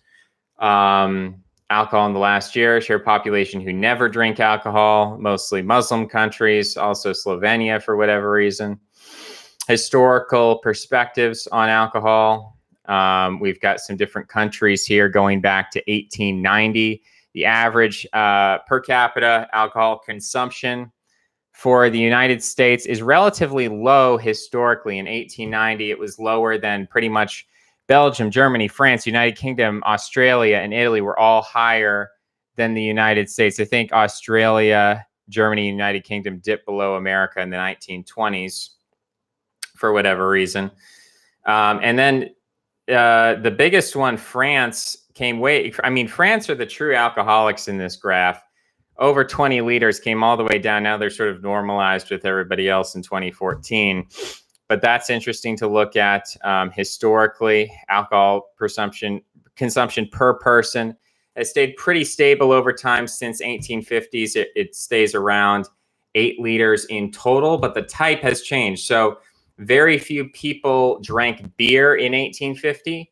Beer really became popular, I think, with a lot of German immigrants. So past 1890, it became the dominant form of alcohol consumption. Before that, it was spirits. So whiskey and gin and things like that were predominating. Wine has never been really that popular, though it's getting much more popular post 1990s. Spirits are going down, beer slightly decreasing. There's a little hole there between 1920 and 1933 where we had prohibition. You've got total beer consumption graphs there. Alcohol consumption, wine is highest in Italy, and the Italians seem to have the healthiest relationship with alcohol, so maybe there is something to wine. The spirits, like vodka, are more consumed in India, Saudi Arabia, and Russia, which makes sense because to get alcohol in Saudi Arabia, you have to sort of brew it yourself illegally rather than buying it from the store because it's illegal in a Muslim country. Belarus is pretty high there. In terms of income, it shows that Qatar has a high income but low alcohol consumption. Moldova has a low income but high alcohol consumption. Then you have people who have both high income, high consumption, like Germany, Czech Republic. And then you have the opposite, like Afghanistan, Malawi are on the other end of that graph. So there's not necessarily a clear correlation. Maybe there's a weak correlation that as income increases, you can buy more alcohol. But there are exceptions like Nigeria and Moldova drink a lot of alcohol despite being quite poor. And then Qatar, despite being quite rich, they drink less alcohol. We're scrolling through this still. Expenditures on alcohol since 1935. I recommend people go check this out. Maybe I can post the link in the chat. People can follow along if that's helpful. The Pew Research is coming. We've got risk factors of death. Oh, this is interesting. Goes back to 1990. Shows the different risk factors. Let's talk. Unsafe sex led to the deaths of 461,000 people in 1990. And the current year, or 2017, unsafe sex led to the death of 1.03 million people. I had no clue. That's pretty interesting that many people are dying, I guess, to STDs. So we've got high blood pressure is still the biggest killer globally. Smoking is still the second biggest killer. Then outdoor pollution is a huge killer. Now we've got high blood sugar is a huge killer. Obesity, alcohol use, low diet in fruits is apparently a big killer around the world. So eat your lemons, I suppose. Alcohol is a risk factor for mortality is huge in Russia. Rate of premature deaths due to alcohol. We've got a graph here. I'm trying to, because I know there was some good stuff about India. Prevalence of alcohol use disorders in males versus females. So Russia, Belarus, Ukraine, Moldova, Lithuania, Estonia have a real problem with alcohol disorders. Kazakhstan is more on the male side than the female side. Okay, so here's the interesting one. Prevalence of alcohol use disorders. This shows alcohol dependence is defined by the international classification as the presence of 3 or more indicators of dependence for at least a month within previous years. Okay, so the country that has the least amount of alcohol use disorders in the world is Italy. Italy, I believe the drinking age is like 16 or 14 or something ridiculously low. And they drink a lot of wine and they just have no problem at all with alcohol. Singapore is down there. Israel is right next to Italy. So for some reason, Israel and Italy, they've been able to figure out alcohol. They've been able to figure it out. Japan is down there. Iran, a lot of, the Netherlands apparently is doing quite well, which is interesting because we think of Germany as a big drinking culture, but the Netherlands is doing quite well. Czech Republic doing less so. Scotland not doing too well. And then you have right up in that far right corner, all those Eastern European countries I named are doing fairly poorly. Poland is doing way better than the rest of those Eastern European countries. So it's interesting to look at that. How does Italy do it? I want to figure it out, Italy. How do you beat everybody else in this game here? And it looks pretty consistent from 1990 to 2017. Doesn't seem like there's a whole lot. Maybe Greenland drops off the map. But it doesn't seem like there's been a lot of shifting around the last 30 years. It's pretty much stayed the same. Italy is just doing well. Eastern Europe is doing very badly. So interesting thing to look at in terms of alcoholism and alcohol abuse. To discuss maybe something on the other side of Italy, we've got from Breitbart, Italy birth rates at historic lows. Migrants approach 9% of the population. According to new figures, Italy has seen a historically low birth rate in 2018 as the numbers of foreigners has increased to nearly 9%. The new statistics released by the Italian Statistics Agency reveal the number of live births in 2018 totaled about 43,000, which was an 18,000 drop from the previous year. And that amounts to the lowest birth rate since the unification of the country in the 1800s. As couples are having fewer children, 1.32 per woman. Households are becoming smaller. The population is becoming older on average. Italy has seen a dramatic reduction in illegal migration since 2019, thanks to Matteo Salvini, but has seen a recent increase since he left the government and was replaced by the left establishment. Low birth rates in Italy combined with mass immigration have fueled speculation on the future of Italy's demographics. The Fair Futuro Foundation, an Italian think tank, predicted that due to a combination of factors such as the mostly Muslim origin of many new migrants and the decline of Christian families, as many as half of all Italians could be Muslims by the year 2100. In 2018, they predicted by 2165, the Italian population was to expect, I don't know if 2165, because there's an error in this Breitbart article, expected to drop as much by 10%. I don't know about that last sentence, but the basic message here is the population is declining. The population is collapsing. Even if you don't have immigration, there's a pension crisis pending. With immigration, you have a demographic crisis pending. So really the only way to solve this is just to rethink healthcare, to rethink the aging process. Do we want to live in a world? Do we think it's healthy? When we think of the concept of health, do we think of we're going to create a population of millions and millions of old people who are unable to work, who require significant housing resources, food, shelter, everything. They require all these resources, medical resources. 90% of all medical bills are in the last 6 months of a person's life. So do we want to create a society in which the economy is oriented around serving people who can no longer support themselves through the medical industry? Or do we want to reorient our ethics of medicine around reducing plastics, health for the most number of people, exceptional quality of life rather than quantity of life? I think this is the fundamental problem. It's a moral problem that Western civilization is no longer able to confront the concept of death. We're all pursuing eternal life. We're totally afraid of death. We don't want to die. We don't want to get old and die. And so we're promoting this idea that everyone has to get older and older and older. And as a result, the economy is having a huge problem. Whether you try to solve it with mass immigration or robots or whatever you do, it seems to be a more systemic moral problem of our orientation, the way we understand human life and the value of human life. There seems to be a more fundamental problem that's playing itself out, and it's just as problematic in Italy. 1.32% birth rate. That is much lower than you'd find among certain American populations, white American populations. So Italy, I mean, if we want to talk about degeneracy and right wing and whatever that means with respect to family values, Italy doesn't have family values. Italy is a ghost town. It is a desert of family values. Family values don't exist in Italy, and that there's a huge, basically an elderly population that if we were living in medieval times, people chose to stop having kids, the population would simply collapse, I suppose. But now that we have technology, we can keep people alive longer and longer, and that's sort of staving off this collapse. It's a very strange thing that's going on.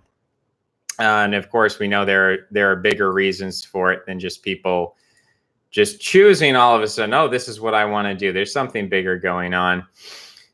To that vein, we'll jump over to Tunisia. This is from Breitbart again. Tunisia becomes first Arab nation to launch sex ed in schools. Thanks to a partnership with the Progressive United Nations Population Fund and abortion rights groups, the Tunisian Education Ministry has joined with the UN agency, the Tunisian Sexual and Reproductive Health Association, the Arab Institute for Human Rights to create a sex ed curriculum that will be implemented in kindergarten. What does that even look like? What do kids need to know about sex ed and sexuality in kindergarten? I suppose you can teach kids where babies come from. I'm wondering what that has to do with abortion and human rights, and it definitely does. I mean, they wouldn't be funding it if it didn't have to do something with abortion. But it's interesting, the locus of sex education is coming out of the hands of tradition and culture and the parents. It's going into the hands of the state and quasi-religious moralistic institutions. According to the report, the curriculum will be piloted for 2 years in several locations throughout the country prior to being instituted nationally. That Tunisia should take a pioneering role in Arab sex education is unsurprising, given how progressive the country has been for decades when it comes to gender equality and rights. Tunisia was formerly colonized, I believe, by Italy. And it didn't have the decolonization process that happened in, like, let's say Libya or Morocco or something like that, or Egypt, didn't quite happen in Tunisia. For whatever reason, Tunisia has always maintained a close relationship with Italy, which might be a part of its Western bent. In 1965, Tunisia legalized abortion and launched a nationwide effort to lower its birth rate. The country emerged as an increasingly progressive and well acquainted with the internet since the 2011 Arab Spring that brought a change in government. More recent social changes included the Me Too movement and outrage over sexual harassment. The sex ed curriculum targets elementary and middle school students, with older students learning about pregnancy and abortion. Feminist author Kadia Arfaoui said the new sex ed curriculum will protect women and children's health. She said sex ed was initially introduced 50 years ago, but then stopped due to a pushback, a possibility that still exists. Many Tunisians are deeply conservative, and this can create a backlash.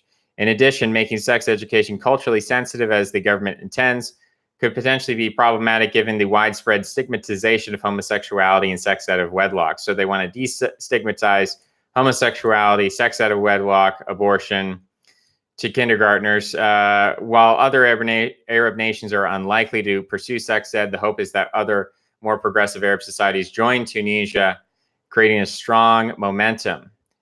So this is very interesting.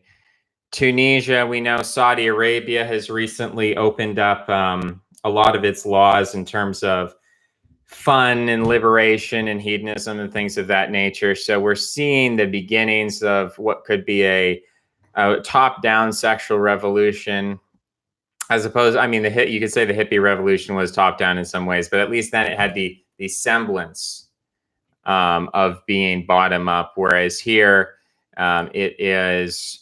I mean, it's just the UN and these weird alphabet organizations just implementing this. And it said there might be backlash, but there might not be backlash, and it might spread to other countries. So I think people will be surprised how quickly the Middle East can liberalize itself. In contrast to the people saying Islam is going to save us, Islam seems to be just as vulnerable to everything the West has been. The West has been struggling with these problems for a longer time, and I think the West has dragged its feet for a longer time. The Middle East is just being introduced. Islam is just being introduced to these things, and the process seems to be happening faster. So the idea that Islam is going to save you from this process, I express doubt. We're looking at, yes, that study I referenced earlier. Why don't we post a link to that? It's showing that basically the professional class, which is like plumbers and electricians, totally dropped their fertility rate from 2.6 down to 1.8 in the last 20 years or so, which is pretty incredible. Pretty much everyone's fertility has dropped except for people with PhDs. So if you want to have kids, either get a PhD or drop out of high school. Those are the two best solutions. If you just want to go with statistics, those are the two best ways if you want to have high fertility. So we'll post that in the chat. I found that to be interesting. We've got shifts in how couples meet. Online takes the top. So we have, I guess I will start posting all of these links to people. Why not? Still got 37 people hopping around. So you can look through this page and you can see how the different sort of methods become more important, less important over time. There's been a revolution in the last 30 years where online dating was nothing, and now it's pretty much the most popular way of people dating with each other. This information does come from a Stanford study, if people want to get more in depth with it. So that is going to be a significant impact. The last bit of gender sexuality news we have from Daily Mail. Hundreds of children as young as 4 have been investigated by police for sending indecent images by mobile phone. More than 6,000 children under age 14 investigated for sending naked photos. Girls aged 9 are noted as offender for sharing indecent photos on Instagram. One boy, 9, is put on a police database for sharing a naked selfie. Hundreds of primary school children have been investigated by police for sexting in less than 3 years, including pupils as young as 4. So first of all, before we even read this thing, kids should not have access to the internet, period. End of statement. I had access to the internet as a kid. You had access to the internet. It was wrong. It shouldn't have happened. Children should never be allowed on the internet, period. Unless we get to some kind of like Chinese censorship where the internet is like bulletproof and there's no way to send nude photos and all of these possibilities that open up. It is simply too damaging. It is too harmful. It is too radical of a thing for children, because children are this kind of blank slate. They don't know what they're doing, and they just push buttons and they push taboos, and they're curious about things, and it gets them into a hole that they can't dig themselves out of. And if you actually track the studies that show the earlier children are exposed to sexuality, the higher they report later in life having significant psychological problems. This is a deconstruction of a person's identity.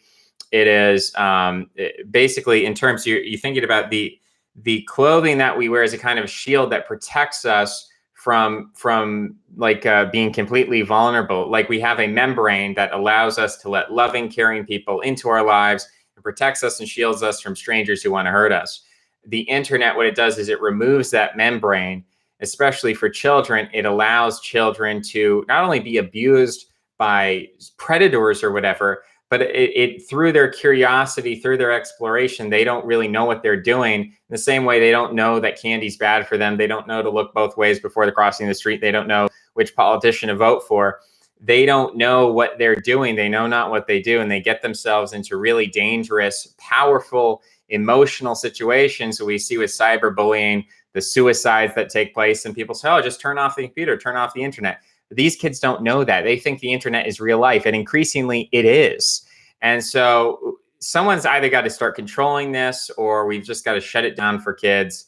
It's not just about porn. It's about the idea of being able to send pictures, have conversations, get involved with community situations where you think the cyberbullying is real, and there's some psychological element where you feel like turning off the internet is the same thing as killing yourself, which is why these cyberbullied kids do end up killing themselves. It's definitely something children should be protected against. Yeah, I mean, people can, I guess I can share this article as well. It is pretty egregious. I mean, that's where it is. We're looking at a similar, and I'll post this little Wikipedia graph here. We've got a similar phenomenon going on. This is Age of Menarche. From 1830, we have data from Norway. Age of Menarche is essentially puberty for girls. So when do women become biologically fertile? Age of Menarche for, it looks like 1850 here, maybe. 1850 Norway, the age of menarche was 17. Now we have to remember that different populations have different ages of menarche. So this is a Eurocentric graph, but it does show you Norway at the top left corner. Norway, 17 years, 1850. Now you look all the way down, 1990. We're not even talking about 2020. This is 30 years ago. Age of menarche, 11, United States. Average age of menarche. So we've reduced the age at which women are biologically fertile essentially from age 17 all the way down to age 11.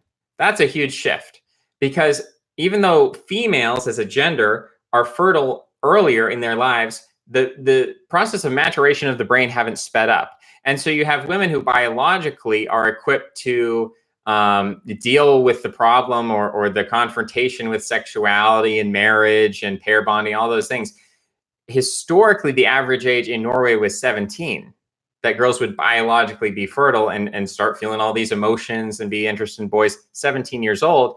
And you look at the average age of marriage, it wasn't long after girls would get interested in boys at age 17. They would get married at 18, 19, 20 or something like that. Maybe wait a couple of years before getting married.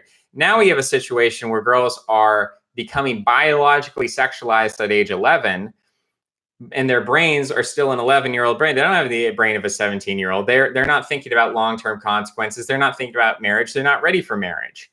Everyone understands that. And so we've had a huge biological shift in terms of human sexuality that has not accompanied a change in consciousness and like a change in the brain. Like the process of brain development is still the same. In fact, in some cases, it's slower. You know, this preserved adolescence through your college years. You know, you're never independent. You're never actually forced to see the real world. We're not forced to see dead bodies. We're not forced to have child mortality. So a lot of the process of maturation and fraternities and sororities and rights of manhood or womanhood have been taken away.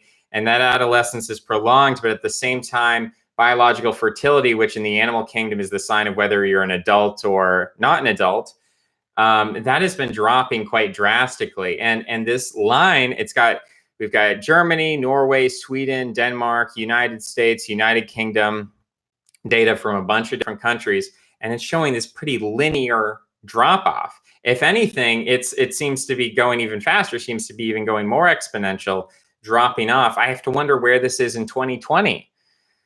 I have to wonder how far are we going to go? Is there some level, some line where we're going to flatten out and say, okay, enough is enough. This is where we're sticking with the age of menarche. Now, a lot of the arguments about age of menarche, if you go back to 1850 and then you compare that to say something like 1910, obviously it's not due to plastic production. Obviously it is due to nutrition. So if a girl or just a person in general is denied full nutrition, the age of menarche is going to be farther off. It's going to be more toward the 17.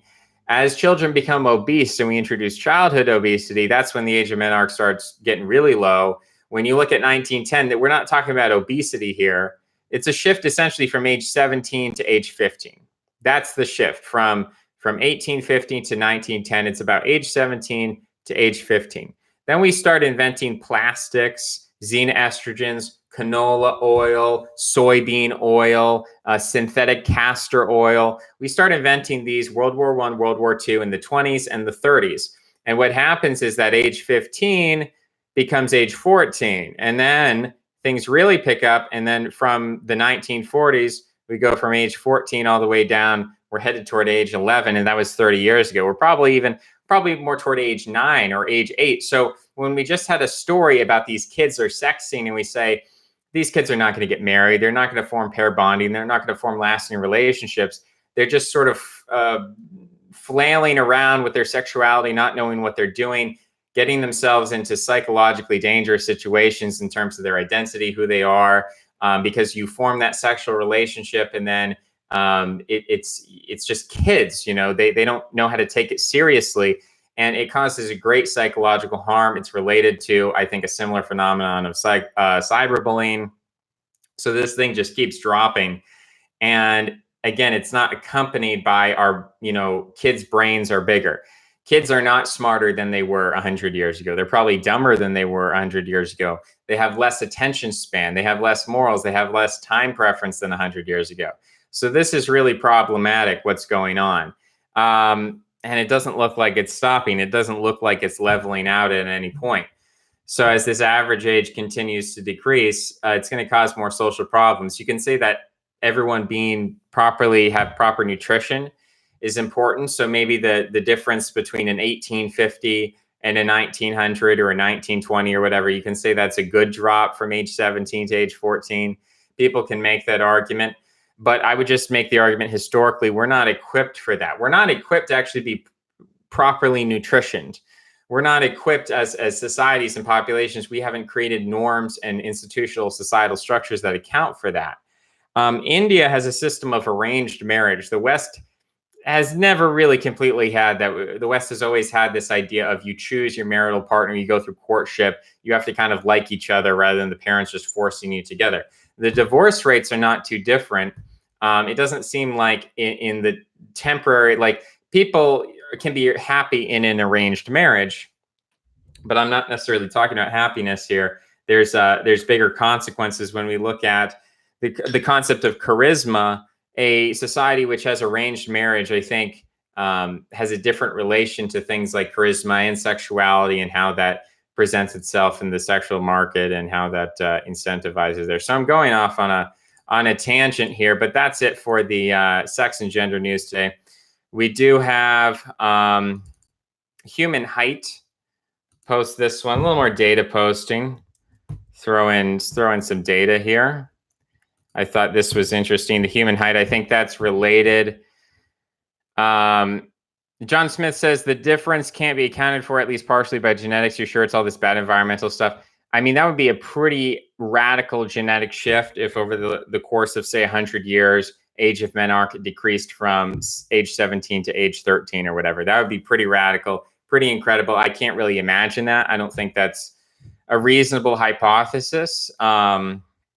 But I would say that certainly in terms of, I mean, if you look at Europe in the 1990s had no mass immigration from the third world. So if you're suggesting that different populations came into Europe and decreased the age of menarche in that way, that's not a reasonable explanation. So I think it is environmental. I think first it has to do with nutrition, then it has to do with plastics, canola oil, things like this, xenoestrogens, and so on. And it's causing a dissonance where our societal structures that were built for a certain level of maturation, is not really matching up with our new age of menarche and puberty. And I did post here the Human Height. If people want to check that out, it's a related phenomenon. There's a lot of interesting stuff about Human Height in terms of, heredity versus environment and that whole argument that people can go into there. So that is enough science. That is enough data for the moment. Let us go on to things of history and literature and grand myths and beautiful epic poems. This is from historyextra.com. And I should just keep posting the links. I should have done this from the start. Silly me. So we've got a medieval New England, the Anglo-Saxons' Eastern Odyssey, as unlikely scenarios go. The one that saw a band of English exiles fleeing William the Conqueror, setting up a colony on the shore of the Black Sea, takes some beating. I don't know what that sentence is, but anyway, people should go read the article. It's very interesting. The Anglo-Saxons decided, instead of being ruled by the Normans, they were going to join Peer Academy. They were going to join the techno. They didn't really have technology, but they were going to they were going to start their alternative community. And so they decided to sail all the way to what is today known as Crimea.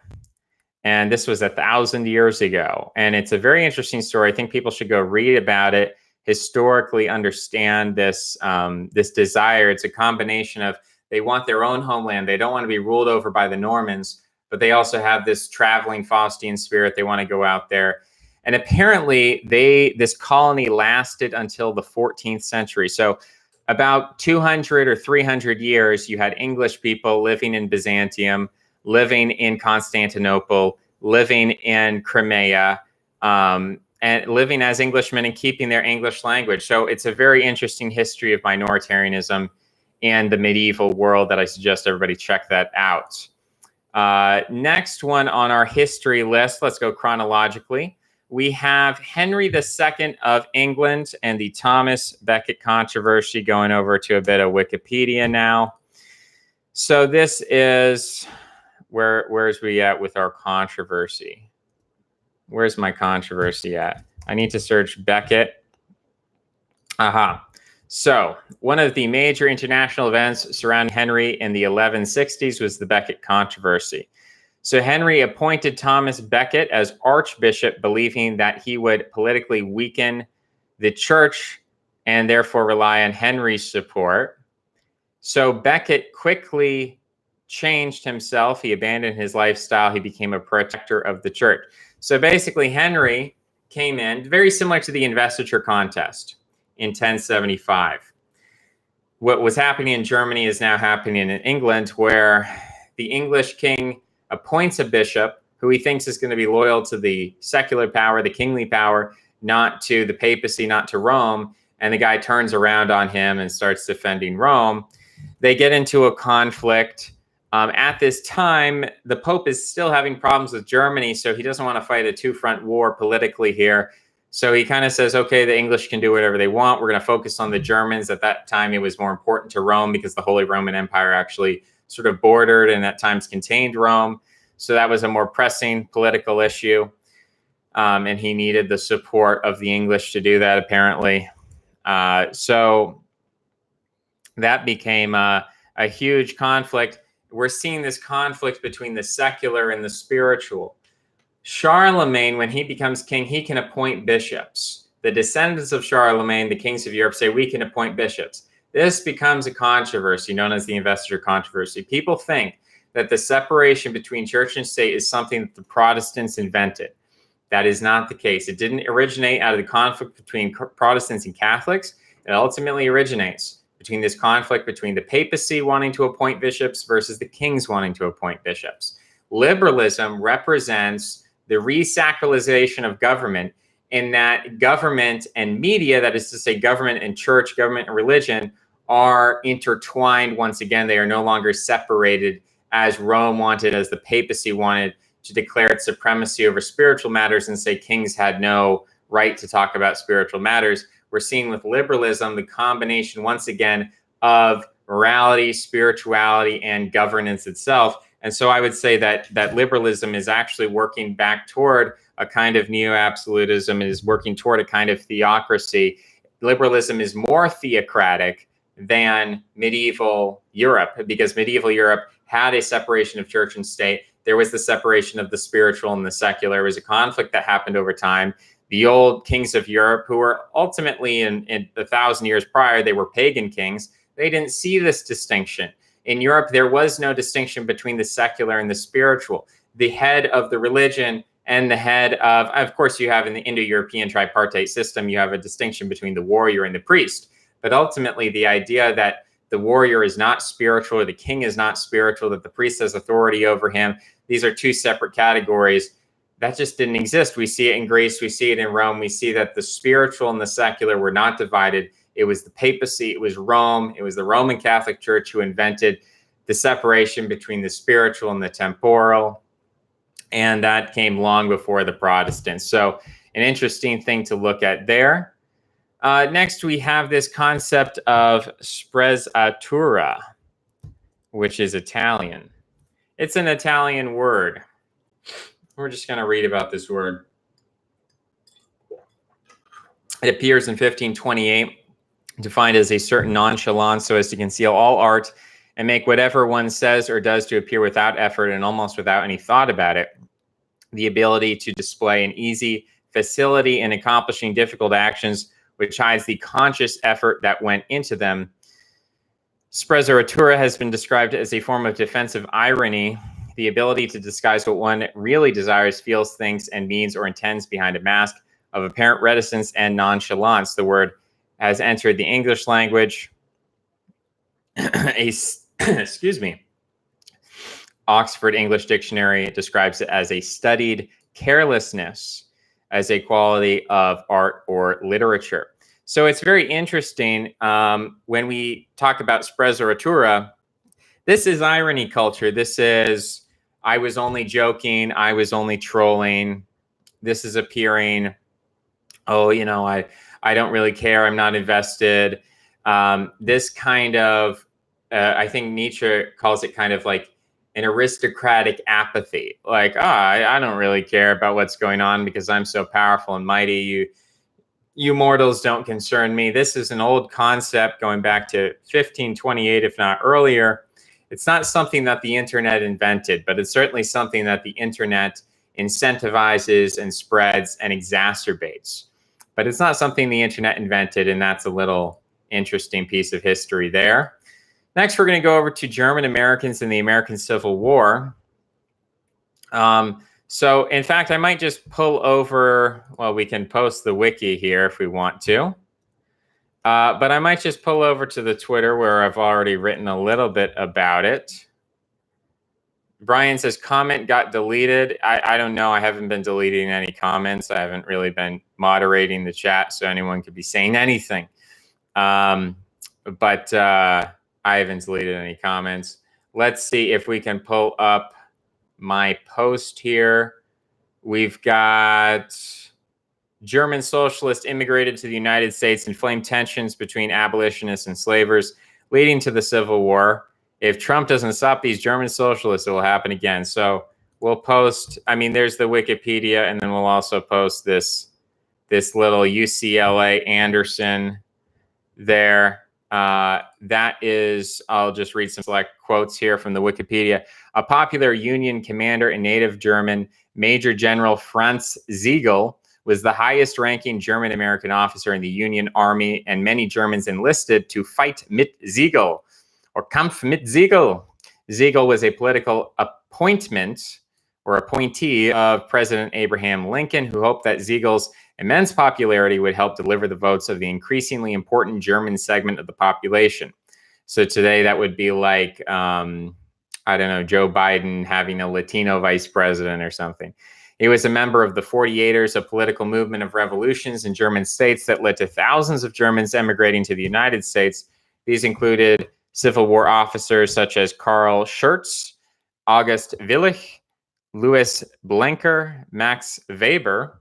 Is that are we talking about the same Max Weber? I don't think we're talking about the same Max Weber. That's got to be a different Max Weber, right? Let's go over to the, I want to search. I guess there can be multiple Max Webers, right? Yeah, this was a different, he was not a sociologist. He was a different Max Weber. That tripped me up there. And then we also had Alexander Schimmelpfennig. Schurz was a part of the socio-political movement in America known as the Turners, who contributed to getting Lincoln elected. The Turners provided a bodyguard at Lincoln's inauguration, and also at his funeral. So let's scroll over here. Dippel and Heblich were looking at different studies here of the enlistment for the Union Army. So they collected data on the Union Army. There were 2.5 million men who served and located their place of residence across 4,000 towns.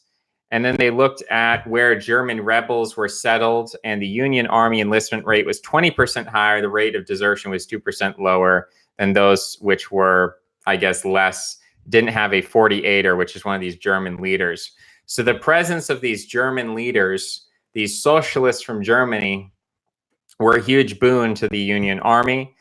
The Turners comes from I believe, the German Turnverein, and Turn refers basically to gymnastics. So the Turners were these nationalistic German socialist gymnastic organizations that existed in Germany as well as the United States. They promoted German culture and encouraged English lessons, but they spread the Republican message, which was very useful during the early years of the party. Remember, the Republican Party was invented very soon before Lincoln got elected, so it didn't exist forever. They were passionate supporters of the Union cause, enlisting large numbers, and there were entire Turner regiments. Lincoln used the Turners as bodyguards. So interesting stuff there. We're seeing some different things going on. I think the last thing I want to cover before we get to some comments is Wings of Desire, which is a film connected to German culture. The film is about an invisible, immortal angel or the angels who do populate Berlin and listen to the thoughts of human inhabitants, comforting the distressed. Even though the city is densely populated, many people are isolated or estranged from their loved ones. One angel eventually falls in love with a trapeze artist. He chooses to become mortal so he can experience sensory pleasures ranging from enjoying food and so that he can discover true human love. So this is a 1987 film I would suggest people check out, where you have these angels. They exist to testify and preserve, to observe. They're never really allowed to interact fully with the human beings, but you have an angel who decides to leave his angelic existence and to become mortal. Sort of similar to maybe Tolkien's idea where the elves can choose to become mortal. Also similar, you'd say, the Faustian quest, where you have a good Christian man chooses to leave the bounds, the conditions, the box of Christianity, which protects him, and he goes into this active state of pursuing truth and questing and going out for the Holy Grail, things like that. So it's an interesting kind of reverse. It is a kind of Luciferian fall of grace, where you have, Lucifer. He doesn't want to be boxed in by God. He wants to be his own man. He wants to do his own thing. And certainly I understand that that desire to do your own thing, which I guess sort of ties up the podcast, or at least the presentation section of the podcast, in terms of what I had to talk about today, what we had to present. We almost made it to 2 hours, which is kind of impressive, though. It's kind of good. I think last time we got to an hour of stuff that I could talk about. We still have 36 viewers. So talking about e-drama is definitely the way to get views. That is certainly the way to do it. Let's start it off. We got Pondering Soul, I believe a follower of our Islamic friend Pete Bossboom. Hello, Pondering Soul. Let's do a pop out of this chat here and maybe some zoom in, some zoom action so I can see what's going on. So I scroll up in the chat and it doesn't allow me to see everything unless I do it here. Okay, that's weird. All right, we'll just have to do it. How do you have free time to stream? Well, you have to make the time, right? And what's today? It is Wednesday, but it's also New Year's. So you got to make the time. if you've been following me, you know, in the past, I made less content. There's been periods where I've made less content, more content. It's really about time management, how much you're willing to spend on this versus something else. I could be doing anything else in the world right now, but I'm here and I'm making a video. So here we go. When is John David Ebert's analysis of the tragedy of Donatus coming out? That would be amazing, dude. I would be so happy. That's not going to happen, but it would be, someone should take, like, he has so many videos. Someone should take all the videos he's ever made and edit them together to make it sound like he's analyzing that film, which is a great film, by the way. What was the significance of naming the protagonist after a 4th century Berber heretic? I'm not quite sure. I think Nigerians often take, I don't know where they get, but Donatus is not simply a heretic. I think there's like been a Pope Donatus or whatever. So they take names from all over the place. They're big and unique. They like unique names. They don't want a name that everybody else has. They want unique names. Did someone post the link? If you want to find the Peer Academy Discord server, the website is peeracademy.net. You can sign up, create an account, and you can, I don't know what the process is because I was just given the Discord link. But I think by doing that and trying to message people, then maybe someone will give you this. Again, I didn't go through the proper channels, but the first step, you go to peeracademy.net, you sign up, and you can do that. I'm new here, watch a couple of your streams, got no clue what's going on. Yeah, I'm not ignoring you, Pondering Soul. I'm reading what you're doing. How do I find the Discord? Well, I just explained that. Normie Alert, ask Arvel, it's Arvel's Discord. Well, yeah, the way to contact him is, I believe, to sign up on Peer Academy. He sometimes, if you respond to his YouTube comments, he sometimes posts like a one-time invite link. That might be a fast track if he trusts you. But I don't know if they're just letting random, I don't know. It's just it's an explosion of what's good. There's memes going on, there's excitement, there's all kinds of things. And I'm just focusing on my own thing. I'm just being selfish, which is bad. You shouldn't be selfish, but I'm being selfish and focusing on my own thing. Can't go wrong with real estate investment considering the immigration rates the US and Canada are slated to receive. That's a good point. Mount Athos, that is definitely a place. I haven't watched a Canon video in ages. Wow, this feels weird yet natural. Yeah, that is life. There's that Catholic ethno-state town in Kansas. Haven't heard of that one. Could you post apparently the name is St. Mary. Okay, let's look it up. Let's check it out. St. Mary, Kansas. If we move to St. Mary, will we become... It's apparently in Leavenworth, Kansas. Campuses, organizations, student life, athletic. Are we talking about the same thing here? History, demographics, religion. Leavenworth had one of the largest Jewish communities in Kansas. I don't see like a super... I think I'm on the wrong page here. I think I've been led astray. I just searched for St. Mary, Kansas. A city with a population of 2,627. It is the oldest surviving blah, blah, blah. Married couples, 2,000. Where's the one that talks about religion? It's not telling me the religious. Okay, well, maybe something's going on there. They're not advertising their Catholicism very well, if this is what's going on. I need like a YouTube video that's like, welcome to St. Mary, Kansas, where we're all Catholic and we're going to do something Catholic together. I want to see the nicely produced video that's like that. I want to get a feel for the people, you know? What's the... Okay, that's funny. Do your research on the Back to the Land. Oh, I think we already read that. Do you have a Discord? Well, that's for me to know and you to find out, right? Community building seems unrealistic. People both online or IRL are extremely flaky.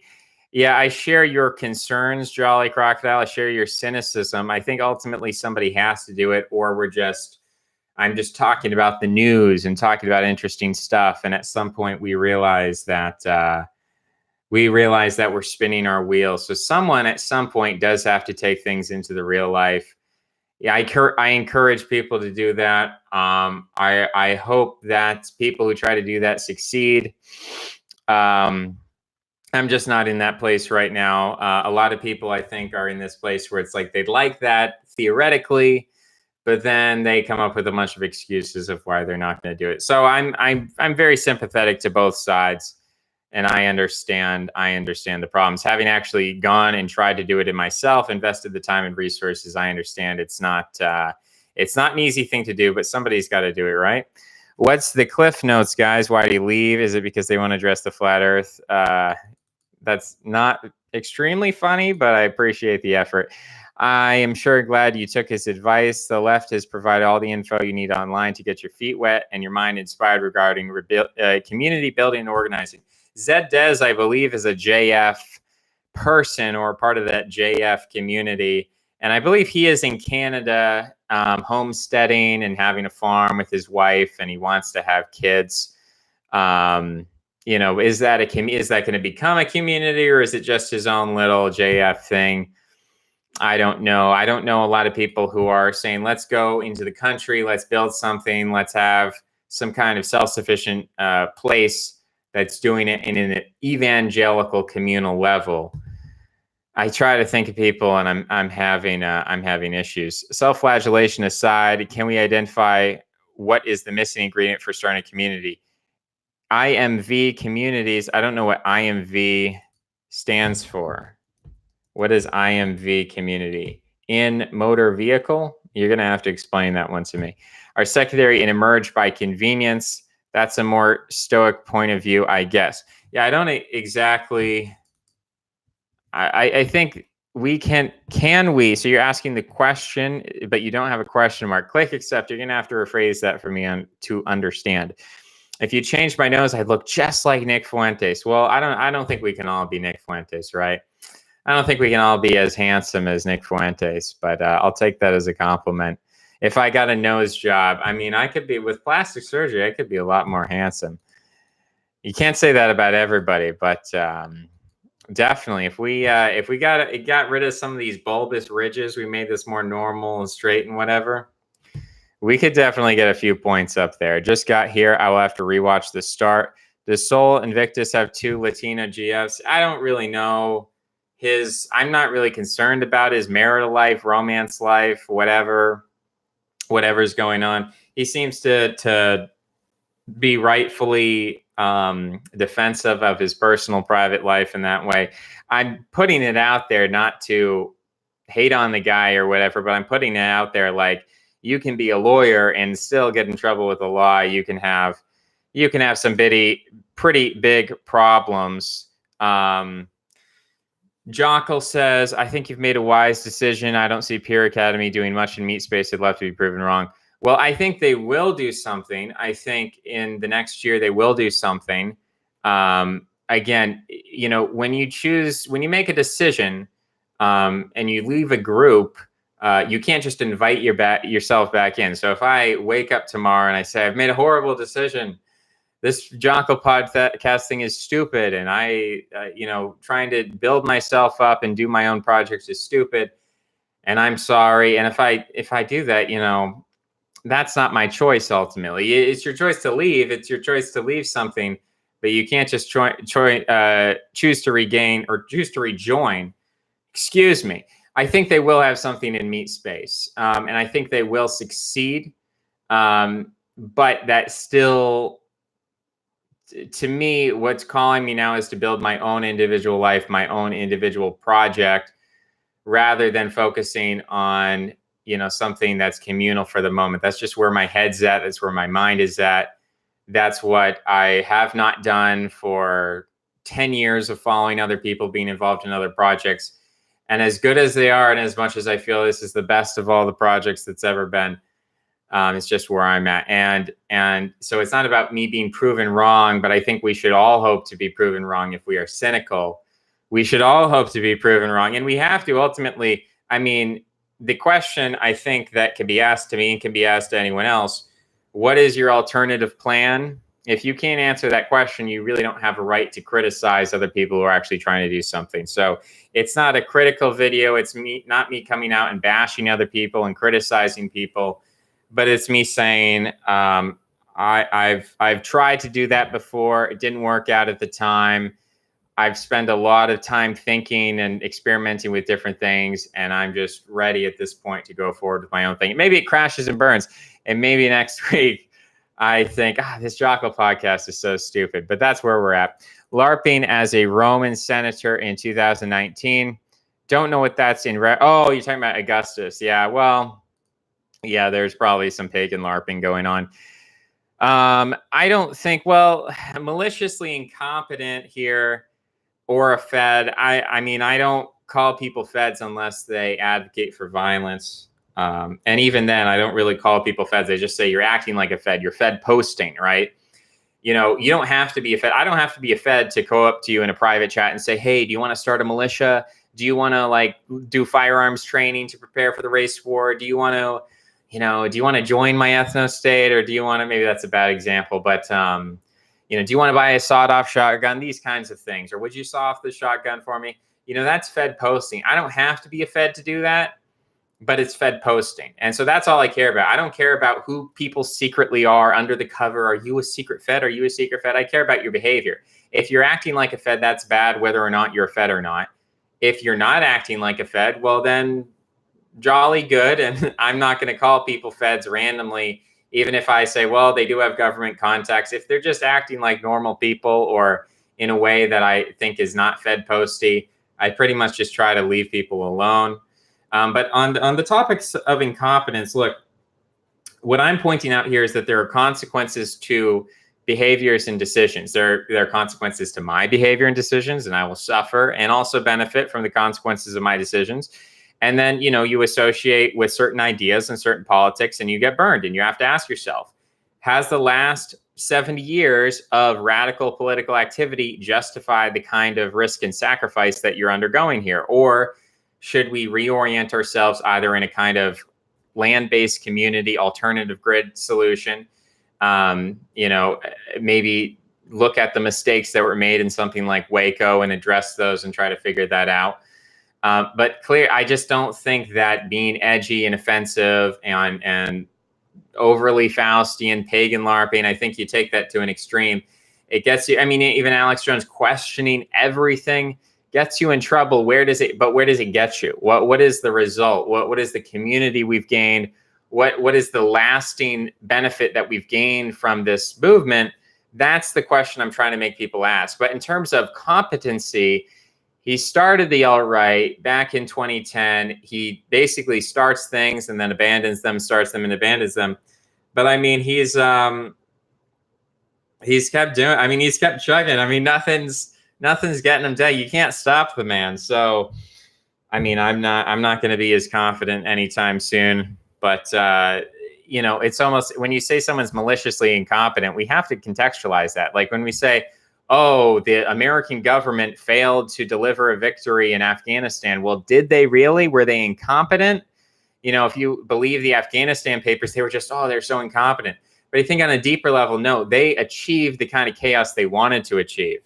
And I think when you look at someone like our friend in particular, this guy in particular, when we look at him, has he been incompetent, or has he got himself on CNN and made himself a leader and positioned himself in a certain way? I'm not saying he's made zero mistakes, but he's been a lot more competent than pretty much everyone else surrounding him. So there's something.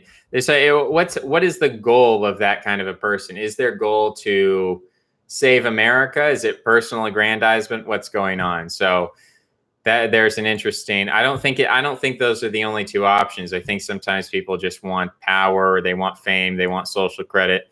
They want to be edgy. I miss Bowden. I think the former, honestly. Greg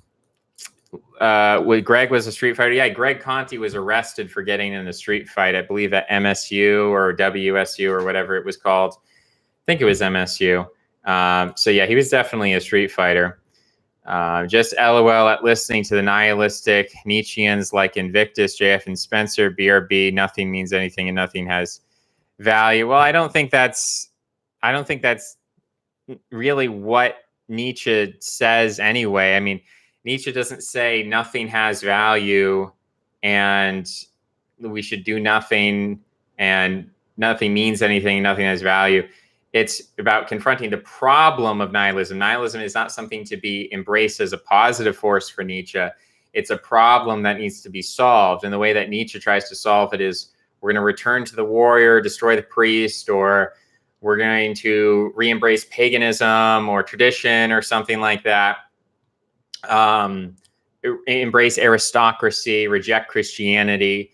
So I don't think it's as like the conflation of Nietzsche talking about nihilism to him being in favor of nihilism is just such a basic error. I have to point it out. And I look, I've never been someone who described myself as a Nietzschean. I've never been someone who was like Nietzsche was a really great, successful guy. I mean, he just said I don't view him as a philosopher. I view him as like a sociologist, a psychologist, a poet, a commenter. But he's not, I don't really think of him as like the greatest. I don't even think of him as a philosopher. So I think there's problem when I hear someone say Nietzsche was the greatest philosopher of all time. I'm like, I don't know if you really understand what philosophy is. I don't really trust your assessment of what philosophy is. But I think he is making a point there, which is different from the, I don't think it's useful, even though Nietzsche is not a philosopher, I don't think it's useful to talk about Nietzsche as a straw man, as, oh, he loved nihilism and he just wanted everyone to believe nothing existed and nothing, everything's meaningless. That's a problem. Yeah, surrounding yourself with sycophants is a problem. Definitely. Remember Conti's podcast, Atavistic Intelligentsia. I don't remember that. I do not. Lee is his name, Jefferson Lee. Yeah, I forgot the name. For whatever reason, he's like, well, if Josh is gone, then I'm gone. So don't know what's up with these people. Podcast was so funny. Story about he tried to run pickup on girls in Stockholm and slept under a tarp on the street because he couldn't afford accommodation. Ah, well, that sounds possibly funny if it was told, in a non-summary. I have Arvel's Discord links. So I guess Apollyon has posted the Discord link. I'm not going to repost that. I guess Apollyon is a certified link poster. Matt Parrott is part of Richie's circle. Yeah, I don't know about all the internal goings on of what's going on, but that's kind of, I guess that is what it is. There's a very weird tension to me. And I guess because we talk about high-low versus the middle, and we talk about like you either need to oppose liberalism or embrace liberalism. And if you're not opposing it, you're embracing it. Even if you say, oh, I'm so offensive and edgy, you're really embracing it. You're playing the part of the scarecrow of the boogeyman. You're part of liberalism. So you're either embracing it or opposing it. And when we talk about like there's this weird thing where it's like, you've got people who want to oppose the Iraq war, but then also talk about like aristocracy and like a war. I don't know. It's just this very weird, incongruous marriage between, we want to say like war is so horrible and awful on the one hand, which it is, and then talk about how like we must engineer a civil war or something. It's just like these very weird opposite. It just strikes me as not genuine. It strikes me as political actors who are looking at potential, like potential. I guess the idea is that the libertarians have sort of been dried up and squeezed out of all of the potential converts that you could find amongst libertarians. So now we have to appeal to like anti-war people, socialists, left-wing people. And it's not exactly a bad political idea. Like if you're running for office or you have a political party, maybe you sort of target these groups, but from a bottom up, like, or whatever, top down, however you want to imagine that, an arborescent model of political ideology, there are some problems with saying like, I'm an aristocrat, I'm a warrior spirit, I love war, war is beautiful on the one hand. And then on the other hand, the Iraq war was horrible and terrible, and it's the worst thing ever. And we like Israel and Zionism is the worst thing ever because it leads to warfare. It's like, which one is it? Because it seems to be a kind of a false crocodile tears being shed over Syria and things like that, when on the other hand, you model yourself as, oh, we love war, we're warriors. It's like, the articulation of it. I think, to his credit, probably someone like BAP has a better, more consistent, more authentic take than this, like, well, the Democrats are neglecting the anti-war people, so we'll say some anti-war stuff. And, the left is neglecting the old class warfare socialists, so we'll appeal a little bit to them. But then we're also going to appeal to like men's rights activists, but then we're also going to appeal to like radical traditionalists. And then we're also going to appeal to like MMA cage fighters. And you're trying to take a whole bunch of people. And I guess that's the idea of populism. You look at niche groups of people who are not really being served by the establishment. You try to throw them a bone to get them on board, because what do they have to lose? No one else is representing. So they have this like kind of fanatical energy and devotion. And that was a big part of the Trump movement. So it can be effective if you have some kind of institution that you bring these people in and you sort of use them as fuel to power your train. But if you don't have a train and you're just kind of like randomly throwing bones out to people, then I don't know what that's going to produce. 38 viewers, only 3 likes. Where's the New Year's cheer? Well, we're up to 26 likes out of 35, so that's good. We've got Sela posts a little cute face. Thank you, Sela. Great show, says Breck Mac. Thank you, Breck Mac. Great show, says Menthol Gold. Thank you, Menthol Gold. Just LOL at Spencer and his associates. Yeah, there is some. Spencer is on PWR. I don't know what PWR is. Too many acronyms. Acronyms are too difficult to remember. Talking about Trump nonstop, I bet. Spencer was supposed to run in 2020. Yeah, I'm really like, I guess that's the other thing. Invictus was like running, or still is technically running for president. It's such a weird thing to me. It's like, you're not going to win. You're running so that you can get donations from people, like donate to my political campaign so you can educate people. I don't know. It just seems like a very bureaucratic and inefficient way of getting the message out if you want to talk to people and get people to understand. Not that I really agree with his platform. Like, if you go to his website and you read his party platform, like, not a lot of it really appeals to me necessarily, especially not his aesthetics. That's not what I'm into. I don't know that any of that is effective. It seems like the Ron Paul campaign, conservative think tanks, just like the amount of money that goes into institutions that produce nothing of value makes me very hesitant to ever support those kinds of things. 2012 feels like decades ago. Yeah, it's very strange. 8 years is close to 10. Who'd have thunk it? Okay. All right. Okay. Well, the general point. I mean, 2016 feels like quite a while ago. 2014 to me feels a lot longer ago than it actually is. To me, it's like for me, everyone thinks the Trump campaign was important. It wasn't important for me. I knew the Trump campaign was coming before it came, or I was privy to all the things that were surprising about it's Pepe or whatever, these surprising things that people were like, oh, this is so new. And who could have predicted this? Ann Coulter was the only one to predict it. 2014 was the big year for me. For other people, it was 2010, and older people have older, more significant years. But for me, really, 2014 was like a pivotal year where for me, it's kind of like before 2014 and after 2014 as kind of like defining, political. I think 2014 created the political energies that Trump harnessed. I don't think Trump created his own energies. I think he parasited and harnessed a lot of those energies that already existed. And you could even say 2014 was a creation of 2010 in some ways, 2010 of some earlier point we can always go back to. But just for me personally, 2014 feels like 10 years ago. It feels to me like 2010 and 2014 are right next to each other. And then every year that came after that is like its own distinct year. Yeah, I do use gosh. I like to use gosh. I like, it's just cool not to swear. That just makes you a cool guy. Like, people who swear just shows a lack of self-control. If you don't swear, it shows you're cool. That's my opinion. Might want to sacrifice a couple of goats just to cover all the bases. High level of trust in Macron. Yeah, apparently the Germans have a higher level of trust in Emmanuel Macron than they do in Angela Merkel. What kind of bottle is it? Well, we've got a W. I don't know. I took the label off. It might have been carrot juice originally. That's what it was.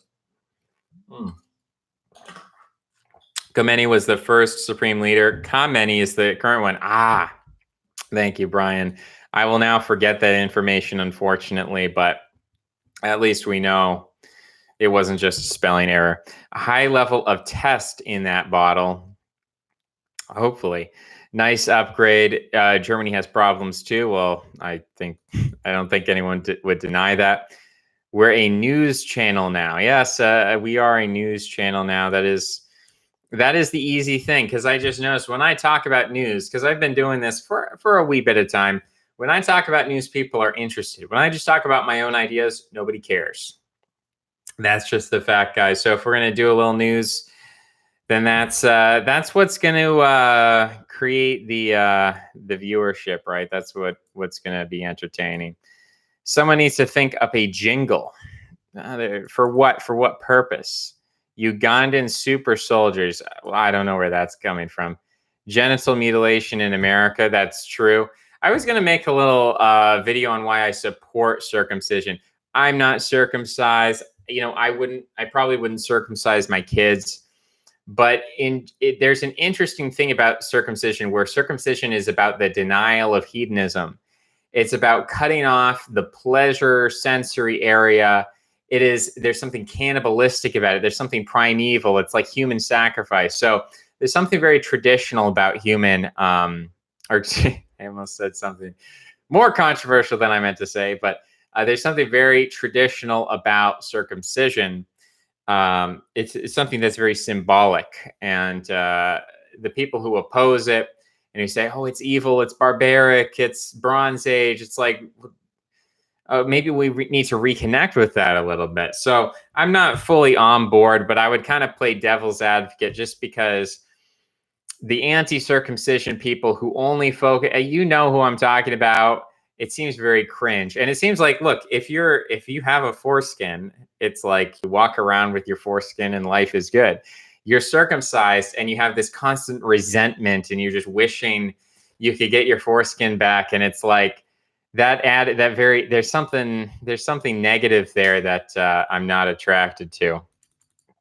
Whether or not they're correct or not. Some enemies you fight long enough to see that they become your proxy. Very heartwarming. Yeah, we should ship the Taliban and the United States government. We should have like anime girls or anime couple representing America and the Taliban, and it's like a manga, and you're reading through it, and it's like at first like they were friends, but then they were like America was saving the Taliban from the Soviet Union, but then 9/11 happened, and then they broke apart and they started fighting. But then, like, ultimately through their fighting, they came to like love each other again, and finally they're reunited. And it could be a really epic anime here. Didn't Francis work as a club bouncer? I have no clue. Kenneth is our celebrity. We sadistically take his energy. Well, that's one way of saying it. Asian chick versus papacy cage fighting. No. WWF is aesthetic. Asian a sin? Weird. A deep implications. World Wild Liar? You mean Wildfire Federation? I preferred World Wrestling Federation. Micro or nanoplastics have been detected in the air of many places, even remote regions. True. The estrogen era. J-pop is probably a sin for sure. Well, I'll say K-pop is hugely sinful. It's just really bad. I mean, it's so bad. It's so fake. It's so artificial. It's so, I can appreciate like a coordinated tradition, like the North Korean playing the violin or whatever. I can appreciate coordination in life, but the K-pop is so over-sexualized and robotic and plastic. I think there is something, the late capitalism of K-pop or the postmodernism of K-pop. I think it's made by Cuck Philosophy, and he kind of breaks down why K-pop is really bad. I don't support it. I don't enjoy it. I've never liked it. From my own personal experiences, it's sad to see vast differences between the life outcomes of US-born Asian males versus females. Click accept to ask, what's the difference? Yeah, I'd like to know what the difference is. Take a guess, click accept. Okay, I actually have difficulty visualizing a concept. Are we talking about empirical things? The concept that men and women should be equal. Okay, well, I can't read that. How do you imagine Asian men fare? Okay, so we're talking about the sexual economy. Yeah, I mean that's there's a thing that goes on. There's a thing that goes on. I don't know how to say it in a PC way. But it is, I guess, unfortunate if you have a group of people, and then you have women within your group of people who reject the people they came from, and they profess to prefer people from an out group. That doesn't feel good. It feels kind of like a betrayal. So I can sympathize with that. In our evolutionary history, the chance of a woman reproducing is about double that of a man, up to 80% during the agrarian revolution. Imagining the comparison should be equal is a misconception. That's not a fair comparison, but it is suitable. Would you prefer? I don't know. Brian is sad. He is sad about the state of gender relations in the Asian community. And, I'm sympathetic. I don't know how to solve that problem necessarily. I think kind of has to be solved from within the Asian community. If they want to set up, some kind of laws amongst themselves, they'd have to take the initiative to do that. Can't solve it for them. Maximilian Morel thinks that Joel and Imperius have a better model. Well, I mean, that remains to be seen. And the question is, better at what? Better at what exactly? I'm not opposed to talking to people and hearing from people. And if people ask me for my opinion, I will give it. But I have to, I mean, what is your opinion? What are you trying to achieve? Mostly what I hear Joel talking about is like very abstract and preliminary and meta ideas that you can't really attack because they're so meta. It's like, well, we should have communities. Okay, everyone agrees with that. What are you doing with your particular community? He describes himself as a meta cultist who's going to like help develop all sorts of different cults, which is really related to John David Ebert's concept of the hypermodern. But what are you actually promoting? What are you in particular doing? We see cults rise and fall, and they seem to ultimately be irrelevant in a sense, or ineffectual, or not. Oh, we can create all kinds of bright lighting back here. That's interesting.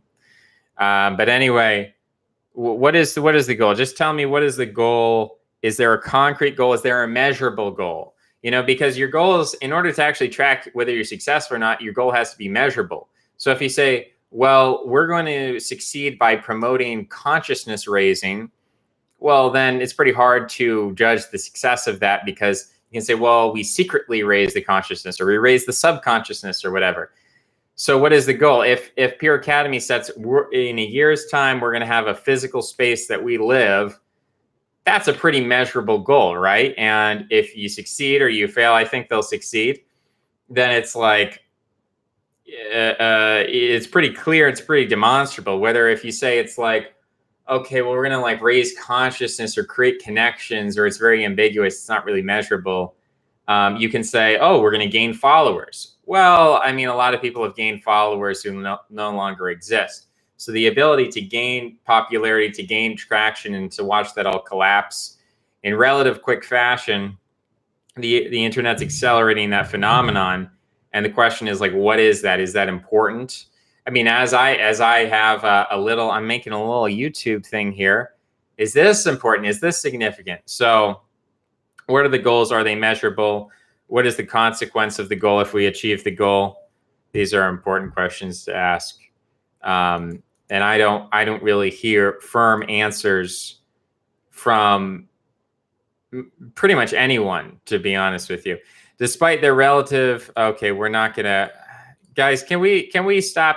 How do I say that? I need to find my politically correct terms. Let me unpack my rucksack back here, my backpack. I don't know. I don't know how I don't know how I tell people not to be racist in the chat. Just don't be racist, guys. Just try not to be racist. Binge drinking is a commonplace part of Anglo and post-Anglo cultures. I don't think England had much of a problem. Like Scotland seemed to have a problem. Eastern Europe seemed to have a problem. White women between the ages of 45 and 54 seemed to have a problem. But I didn't see England as big on the, although there are a lot of pictures of partying Englanders who seem to have a problem. When we mention fertility, I think what is often intended is reproduction rate. Fertility and reproduction rate are largely decoupled due to contraception. Okay, I'm just reading the study. I'm sorry about the semantics. The semantics are, we should talk about fecundity, not fertility.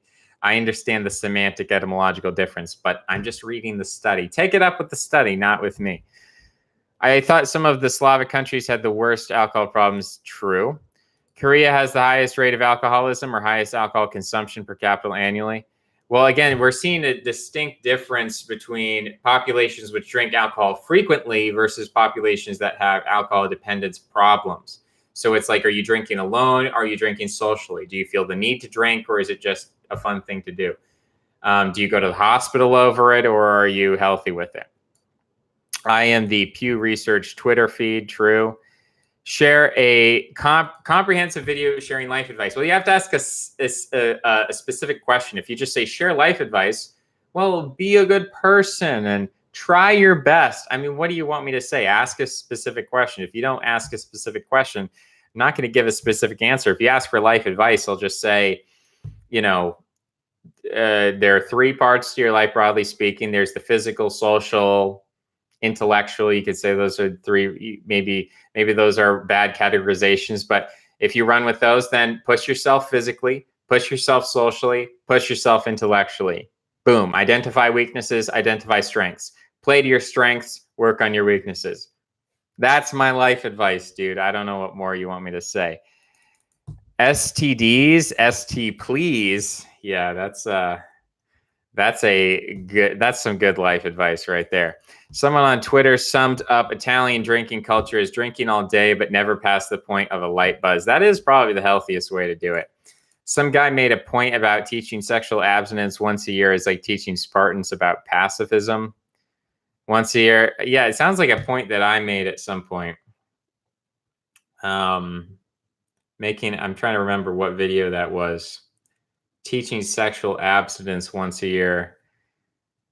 Yeah, it has to be a cultural thing. It can't be like this imposed, like, okay, nobody have sex. Well, you know, there's deeper incentives. There's the internet, there's Tinder, there's kids on Instagram sharing nude photos. So there's this whole economic structural component to things that is like the deeper iceberg than just like, oh, sex ed class, don't have sex. So that's you're not going to have like an easy solution to this. You're going to have to shut down the internet for kids. That's what I advocate. Population is really all well, I don't think I can say that either. They do have stuff. Yeah, they have oil. They have some stuff. Kenneth needs to make a new video critique of Islam. Well, I just did. I said Islam is subject to the same trends as Christianity, except faster. So it's not a good alternative to Christianity. It is not more vital and vigorous by its nature. It's later in the chronology. So that's my argument against Islam. What about cool math games? Sorry, dude. You're going to have to lose those cool math games. You're going to have to, what do you do with kids? Again, like I said, sociality, physicality, intellectuality. What should kids be doing with their lives other than the internet? They should be developing themselves physically. That is, they should be in Boy Scouts, hiking through the woods, learning how to tie knots, learning how to hunt, learning how to fish. There's so many things, fun things for kids to do with their physicality that are not sexual, they're not pornographic. There's so much development of the physicality that can be done. We should have zero rate of obesity, childhood obesity. That is a scourge we should be able to wipe out instantly or over the next 10 years or so. we have physicality, we have sociality. Kids should be forced to socially interact with each other. And it's fine if kids don't want to be friends with everybody. People should be allowed to form little friend groups and to have good friends over time. There should be an effort made, I think, to have some kind of consistency in terms of the types of people grow up with, that trying to preserve that friend group as much as possible. And at the end of the day, promote feelings of cooperation. You have to be able to get along with people you don't necessarily agree with or like. Those kinds of basic social skills, how to approach people. So many people have social anxiety. The way you get rid of that is just by socializing, right? There's really no other way. You can't read a book about it. And then there is the intellectual component, which I think comes last, but learning facts, learning figures, learning history, learning all kinds of good things, learning geography, memorizing those kinds of facts, historical literacy, literature. So there's a lot of things to do besides cool math games. Yeah, I'm not willing to sacrifice everything for the sake of cool math games. But of course, I don't have the ability to shut down the internet, so we have to deal with what it is and interface with what it is until there is some kind of alternative grid. Only a coherent worldview can ward off insanity. Well, I don't think. Yeah, Anders Haas is back with his ethno-nationalism, which we disagree with. In 1850, the age of consent was what, 10? I don't know. It's different in different countries, different cultures, different contexts. You have to understand that most countries, there was no such thing as an age of consent, because when people had sex, they were married. Unless it was a prostitute, in which case, I don't know what was going on back then with age and prostitution. It was pretty unregulated, so I imagine some pretty bad things happened. But I will say, in general, when you look at the age of first marriage, average age of marriage for women in the West, usually doesn't dip below 17. It usually goes between 18, maybe early 20s. Historically, this is what we see. It was higher, and then it fell in the 1950s, and then it's been rising again. For men, it's usually the low 20s, early 30s. So these are sort of the age of first marriage, and the age of first marriage was meant to be the age of consent, because you weren't really supposed to be engaging in fornication and adultery and having sex with all kinds of people. Now, of course, people were having sex. But as we've said, the average age of menarche was around 17. So people didn't really want to have sex. They weren't really going through puberty until they were 17. So, the idea that the age of consent was 10, really, that wasn't the age of consent. That was probably the age of marriage. The age of consent is something invented by feminists who believe in free love and free sex and sex before marriage, sex without marriage. And so I don't think I think the age of consent is a relatively recent thing. Usually it's the age of marriage. The idea that a 10-year-old can get married is pretty weird, but you did have community situations where it was like, yeah, these people would be married. It wasn't implied that necessarily there would be immediate sexual activity. Although, again, I mean, history is very offensive. History is not something that we can never look at the vastness of history in different cultures over times and find complete agreement with everything we see. So, of course, we're going to disagree with that.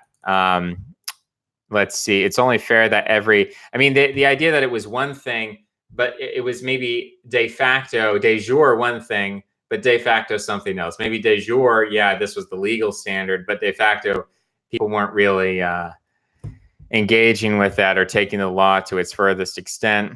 It's only fair every native ethnic group have their own culture and law, as long as it follows the universal principle. Well, who defines the universal principles? Who? The West? Okay, that sounds supremacist. That's not very. I mean, Anders Haas, why don't you pop into a Discord? Why don't you? How do I get this guy? How do I get Anders Haas in a voice chat so I can argue against his ethnocentrism? That is my desire, and I don't know how to accomplish it. We'll see. If Anders Haas wants to have a discussion with me, I'll have a discussion with him. But he just throw randomly, apropos, like completely irrelevant to what anyone is talking about. He's just like, oh, by the way, ethnocentrism, ethno-nationalism is so awesome.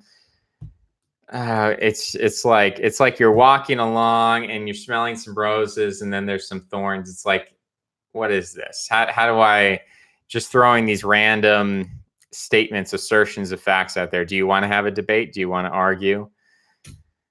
The difference can't be accounted. Okay, we already read that. What makes you think about population decline? Seeing estrogens, pop decline seem like two big themes. I mean, it's pretty much the largest, most impactful trend that we have going on in the world right now, period, I would say. So that's why I'm talking about it. You're bound by your genes and subject to cultural norms within one's immediate family, then one's ethnic group in that order. Okay. All right. I mean, what about multiracial people, Anders asks? I mean, what is their ethnic group, right? You're bound by your genes. I mean, when you look within an ethnic group, you have people who are geniuses and people who are the opposite. So the idea that first, like, you're in your family and you have a level of similarity, and then it's like your ethnic group, and then the world, that doesn't actually work out. I find that I have more similarity with sensitive, intelligent people of other races, of other ethnicities, than people who are, quote unquote, more similar to me ethnically, racially, but who have completely different sensitivities, completely different sensibilities, don't agree, don't see eye to eye. Of course, ideological disagreements, but then just personality disagreements. And I can't really get along with those people. And by this ethno-nationalist thing, oh, we should all just want to get together and love each other. I mean, if you're in Europe, I can see how it's this continent of these supposed ethno-states. But in reality, where does political power come from? It doesn't come from the ethno-states themselves. You know, Czech Republic, Hungary, Poland, these are not the centers of power in Europe. The center of power is in Brussels. And the people who rule Brussels, like throughout human history, Austro-Hungarian Empire, Charlemagne, the German aristocracy, the people who rule, I mean, the Russian monarchy, when we look at the Normans in England, so many different examples of, we have a quote unquote ethno state or whatever, we have a nation, it is not ruled necessarily by the ethnic majority of that nation. So the idea that this is how politics has to be, well, historically, that's not the way it is. It's not the way it is today. The idea that that's the only good that we should strive for. Like, I don't care. I'm not bothered by multiculturalism and multiracialism. I'm bothered by xenoestrogens. I'm bothered by plastics. And when you look at homogeneous ethnic racial countries like Iceland, they don't seem to be adept at solving this problem. It seems like these problems are decided in centers of power like America, Brussels, and other places around the world. They're not decided in the little Icelands and the parochial Polands and the little homogeneous Hungaries of the world.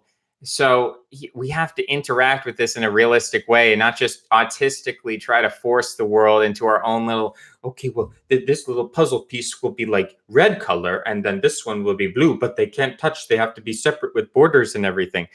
Like, that might work inside your mind, and you've generated this ideological vacuum for yourself where all your ideas work in your head. Oh, this is confirmed by science or what? But in the practical real world we live in, you're just not interacting with reality. You're living in a fantasy dream. Armenia is English. No, Crimea is English, my friend. Henry II instituted an evidence-based legal system versus trial by ordeal with the Assize of Clarendon and the Petite Assizes. I haven't heard of that, but it's interesting. Trial by ordeal. I've heard of that before. I've heard of the Scandinavians where you had a system of property where someone could come up to you. Let's say you own a house, and a dude could come up to you and be like, you know what? Challenge you to a duel for your honor for the stake of that house. It's like, dude, I live in this house. What do you mean you challenge? No, I'm challenging your honor. What are you like, dishonorable? You gonna fight me, bro? And he'd be like, okay, well, I can't fight. Can I like hire somebody else to fight you? And be like, yeah, dude, but you can fight. Someone can fight on your behalf, but I'm going to fight. I'm going to duel you for your honor. So then you'd hire some mercenary who would fight the guy. And if you lost, he just got to take your house. I mean, it sounds incredible to me. It sounds like a system in which literally only the physically strongest would survive. And if you were stronger than everyone else, you could just run around the country stealing everyone's property. A pretty incredible system. But I've heard of things like that used to exist in medieval and ancient Europe. So comment got deleted. Roger Frill guy. Apparently, he posted some comments saying he has mental health problems, and the way he deals with them is by putting everything out publicly on the internet. My point with Roger, and maybe to a lesser extent Maldoror, was to say that there were people who look at youth and they want to take it and they want to appropriate it as an object of sexual desire. And it's obviously not reproductive. Like, if you're posting pictures of shirtless boys, you're not doing it because of you're not doing it because of some reproductive instinct. So there has to be an alternative explanation. I'm trying to do some analysis and understand here why are these people fetishizing the youthful body? And I think it's because they desire youth, they desire health for themselves, and so the sexual desire is a kind of vampiric, sadistic desire in itself. And I'm describing the way that desire is a specific, extreme iteration of a generalized phenomenon in human psychology.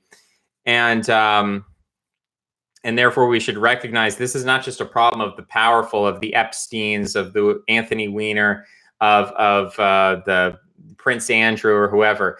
It's not just a problem of the powerful people, but there are also homeless people and schizophrenic people and crazy people who have similar desires. It's just when people are brought into power, those dark sides of the human psychology are allowed to run rampant. Whereas when it's part of, the random homeless guy in the street or whatever, or the random YouTube commenter, it's kind of like, oh, that's creepy, but I'll ignore it.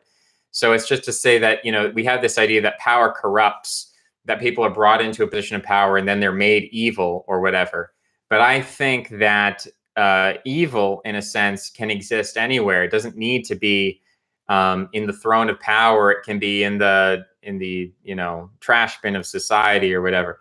And that's not a good thing. And I don't revel in all of this. This doesn't make me happy.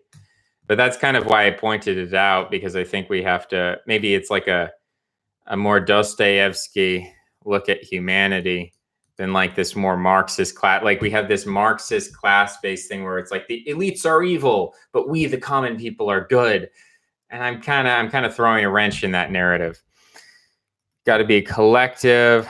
I don't see any deleted or retracted. Yeah, Bruce. I mean, Bruce can I guess he is his own man, but comment got deleted. It seems the age of menarche in U.S. has leveled off at 12. Well, hopefully. It also found an article arguing the onset of puberty was between 10 and 12 in the past, but sexual maturation took longer due to harsher environmental conditions. So, Brian, if you could, I'm going to make you a mod. And then if you can post a link to that article, we'll take a look at it, because this is a question to me. If you're saying that it was 10 to 12, why was it so high in 1830? Why were conditions so bad in 1830? When you say the past, what year are you referring to? So let's get some details. Techno-Amish equals Mennonites. Yeah, I think when we say Techno-Amish, we're talking about technology in a broader sense. People who are evangelical, who people want to bring people into the group. I mean, I think the Mormons satisfy this to an extent. So the question is, why not just join the Mormons? For me, that would not be authentic. To me, I don't believe in Mormon. I'm not ethnically Mormon. I don't believe in Mormon theology or Mormon history. I can admire the social structures that they have and the success that they've had in the United States. But I'm not Mormon. That's not an authentic. I was brought up as a liberal. So for me, it's about wrestling with liberalism and figuring out what to do with that, where to go with that, not just return to. I can't return to Mormon. I can't return to any religion. I wasn't really brought up religiously, so I don't have something to return to. If you were brought up Catholic, you can always return to Catholicism, it seems.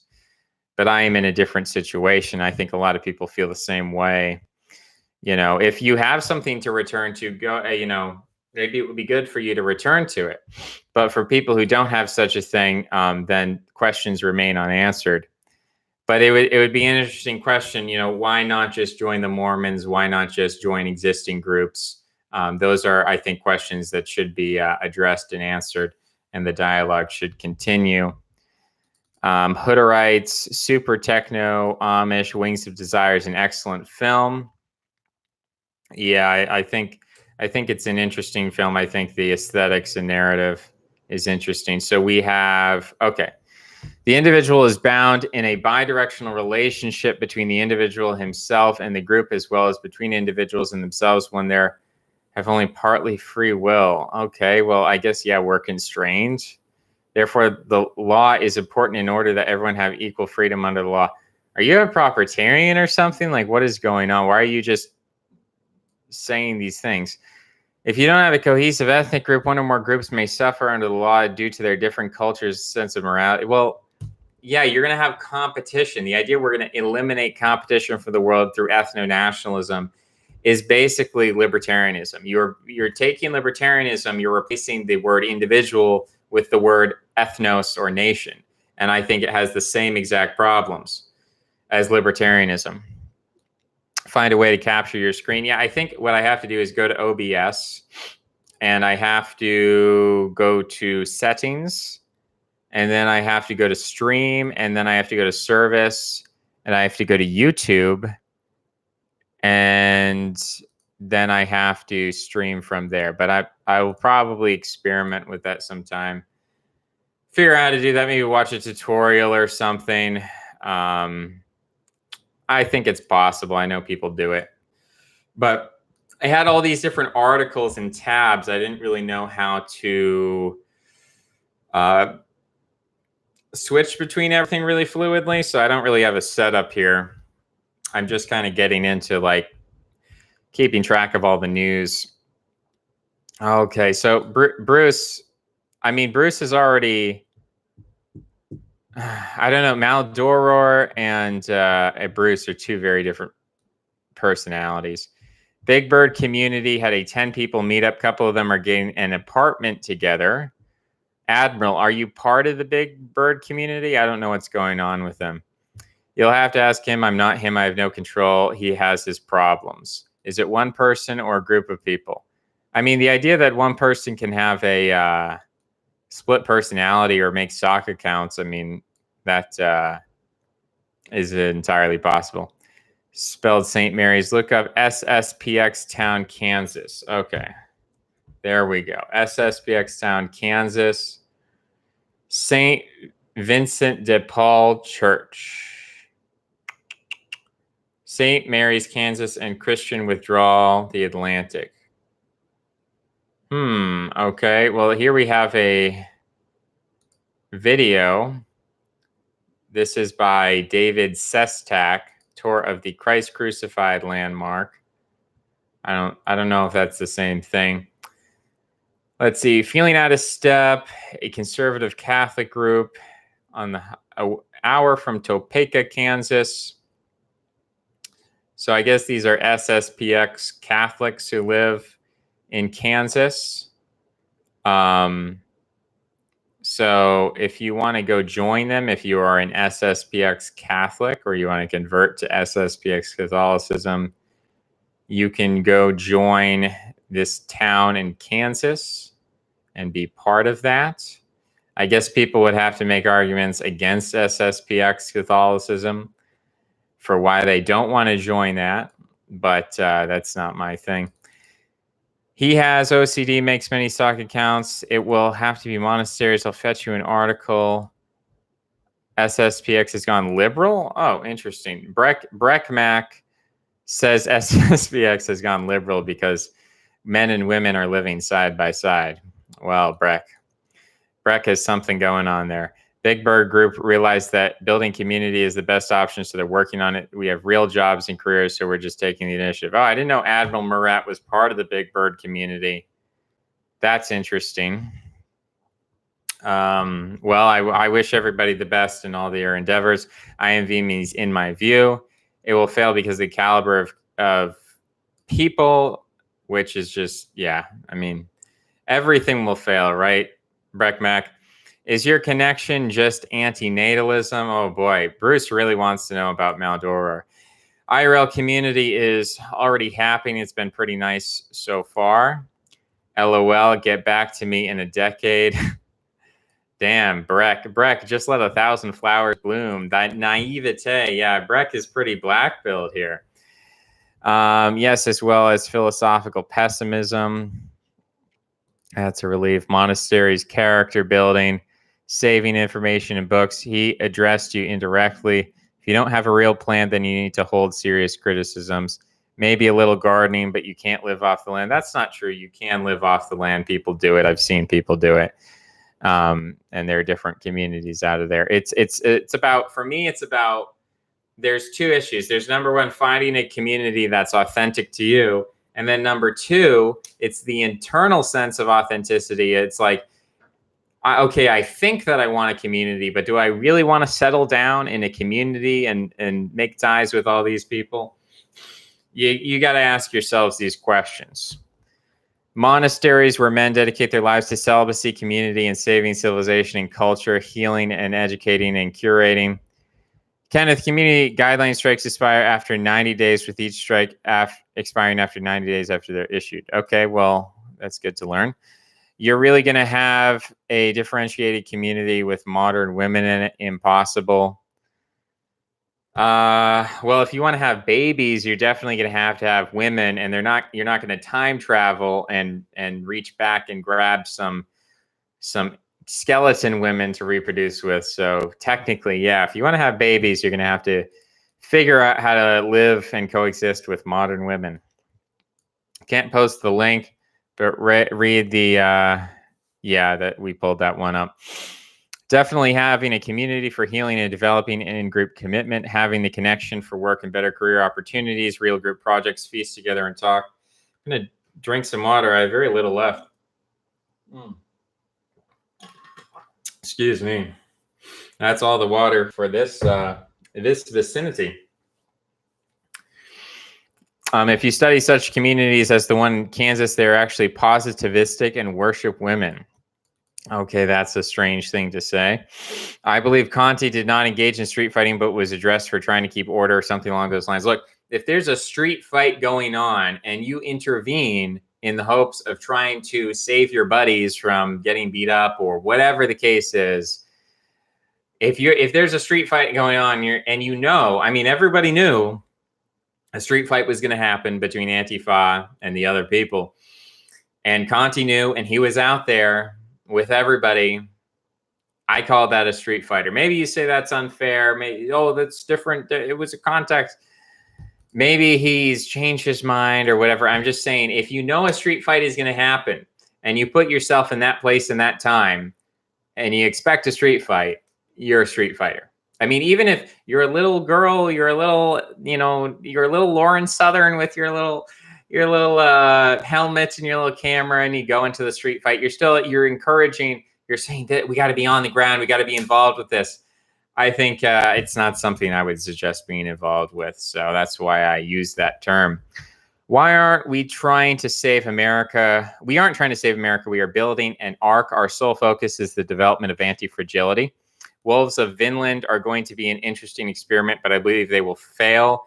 You can't build an ark without eugenics. Okay, because the Irish monks who saved civilization? What do eugenics have to do with Irish monks? I'm very confused. Are we excuse posting? We've gone through a lot of excuses, haven't we? Some of our guys were not as high functioning at one point and still do have some problems, but they've improved and gained more agency. Conti was arraigned on account of resisting, obstructing police, a felony punishable by 2 years. Yeah, I mean, he was in the place and the time. What are we going to read? They aren't the strongest. Probable cause, custodians of culture, Irish monks. This is part of the problem. I agree with you and do favor the monks, find them courageous and wise, but nobody's going to become monks right now. If they don't, there will be no discipline. Do you have a community of people you're working with, or do you have a game plan? If not, there's probably where you want to invest your energy. Love you guys, just trying to be real. Definitely discipline is very important. Agree 100%. I've worked with communities for years. I've studied them for years. Yes, of course. Breck, it's the whole chat versus Breck. Breck, just imagine a group of dudes who want to better themselves. Nothing wrong with that, similar to a support group. Have you been to their families' funerals or weddings? Worked with does not equal studying. See videos on Volcel. Do your families have holidays together? LOL. Some of our people have known each other since elementary. 2014 midterms, or just generally 2014 for me. When I look back, a lot of websites got started in 2014. A lot of podcasts got started in 2014. So it was an important year for media and ideology, 2014. Enough foolishness from amateurs, my high school. Atomization needs to be dealt with. There's something very traditional. I didn't exactly say that. I said there's something traditional about circumcision. And I almost mixed my words there because I was talking about the idea of like human sacrifice, like circumcision is kind of like, it's not human sacrifice, it's kind of like it, Oh, I just got some dust in my nose. Feather got in my nose. I'll raise you your pro-circumstance with the pro-castration, no phalluses. We reproduce through artificial insemination. Well, that is the accelerationist position. The cringe is internal in all cases. Interesting. The practitioners from, okay. Well, yeah, Jewish people practice circumcision. That is true.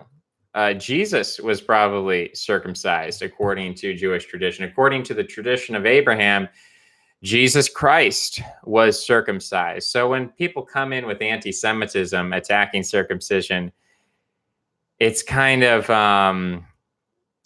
weird, and it kind of reflects a lack of critical thinking, in my opinion, and it reflects some poor judgment. So, yeah, that's not something I agree with. Nordisk is back. He says, wishing you, and we keep messing everything around here. Let's maybe pull things a bit closer, shall we? Can I do this without making my whole podium fall down? Is this something we can do? Can we readjust? Okay, there we go. Wishing you happy new year. Don't know if you're into that with time, space, and all, but still, yeah, thank you, Nordisk. Having some measurable goals would be very helpful. No hate facts. We know the facts. LOL. No need to cringe posts.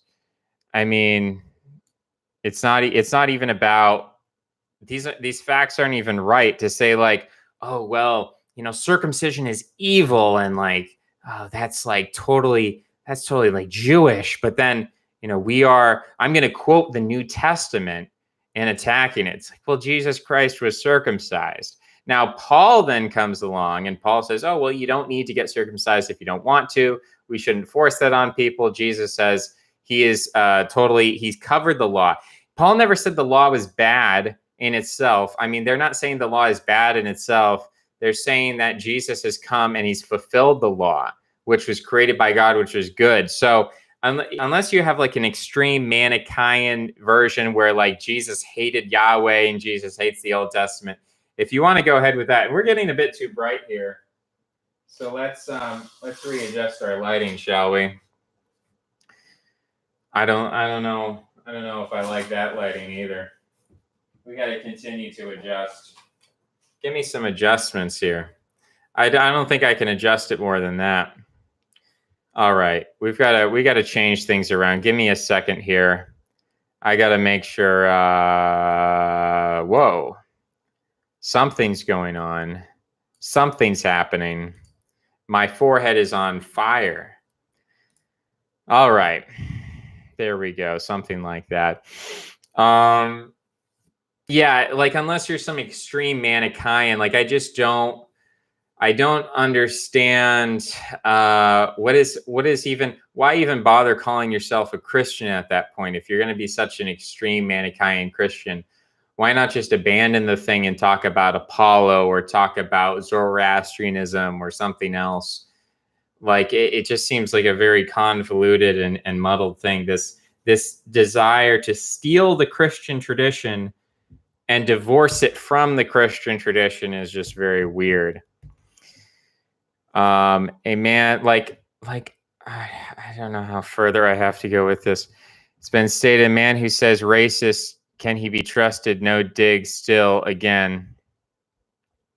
Can I be trusted? Yes, I've slowly turned into a gatekeeper of the establishment. That is true. In order for me to be on YouTube, I have to denounce racism and be a gatekeeper of the establishment. That is true. That is absolutely true.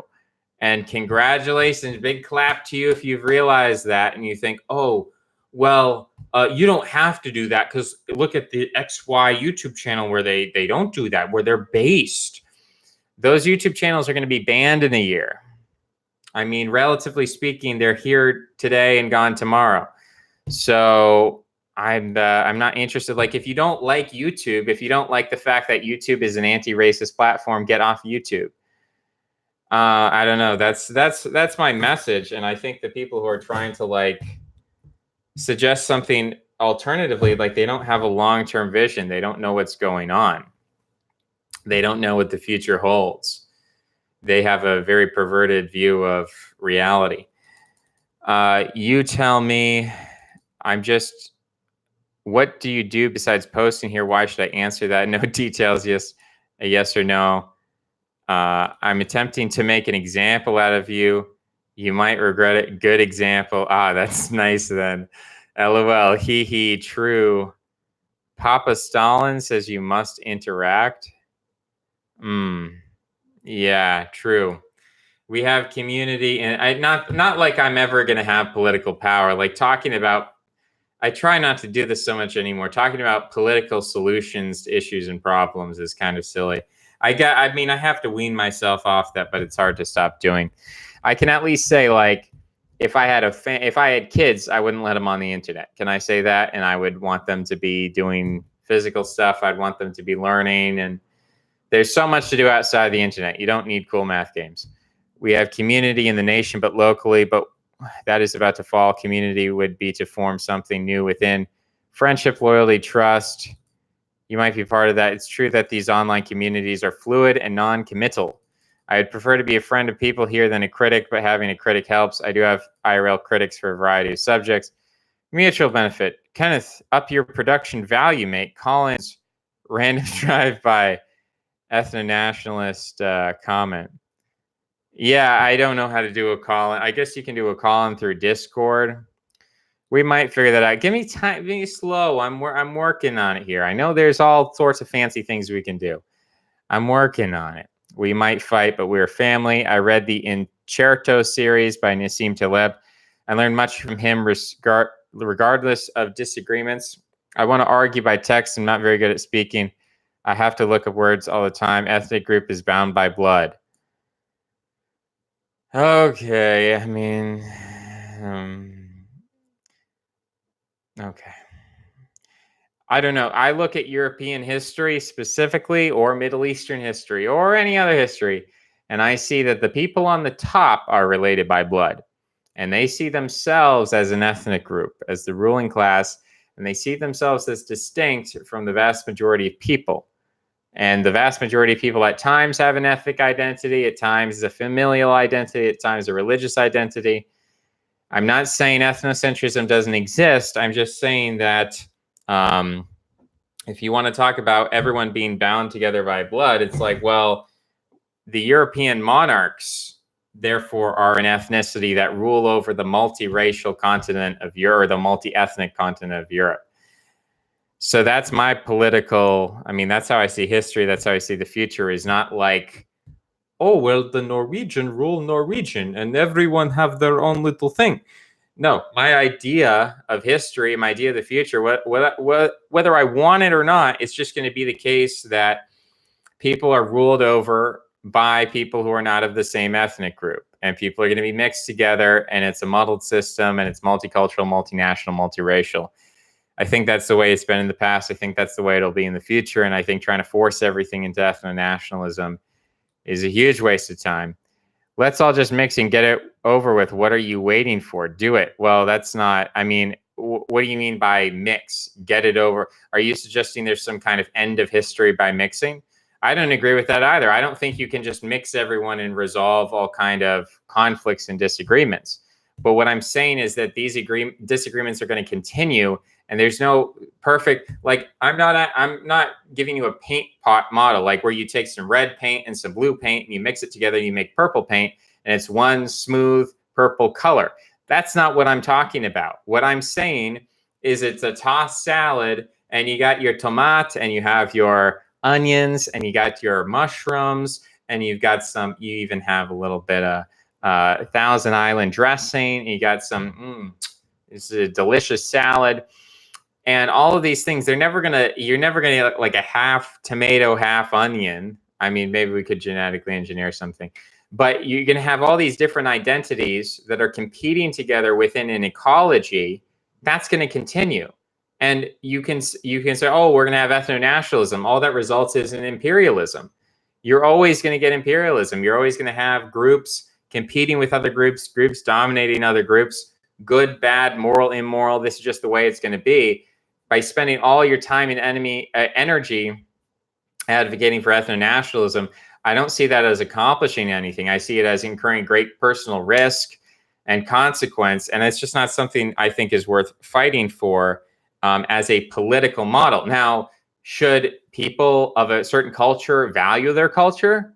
I don't have a problem with that. If people want to marry within their culture and their ethnic group, I don't have a problem with that. You do. I'm not trying to force everybody to mix together. I'm saying we already are mixed together, and we have to deal with that. And ethno-nationalism is not a realistic way of dealing with that. So the women are the ethnic group. I don't know what that means. Iceland of every place. Yeah, that would be so exciting. It derives from the maternal line. Weird. Show us your happy children. Don't have them. Moving on to his own thing, because among us low lives here, he gets to be the biggest swinging bully brain in the room. I don't blame him. The pulpit. Well, that is a very cynical. I mean, I guess you can say that, right? He is our communal Satan. Wow. These are some pretty strong words coming out. I mean, I thought I just gave Menthol Gold the mod power, and now he's. That's a pretty impressive insult there. Menthol Gold. I don't understand. Okay. Well, I don't even know how to respond. It was such a good insult. I don't know how to respond. I guess it's true. I am preferring at this moment.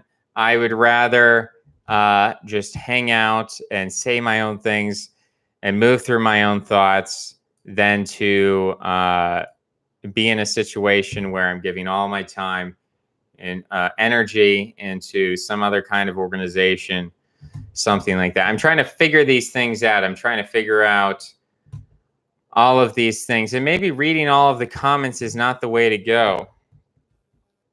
Maybe that's what we're seeing here. Maybe that is the issue. So in that respect, legitimate criticism. If you can't protect the women, your men are weak. That's why monarchism is fraternal.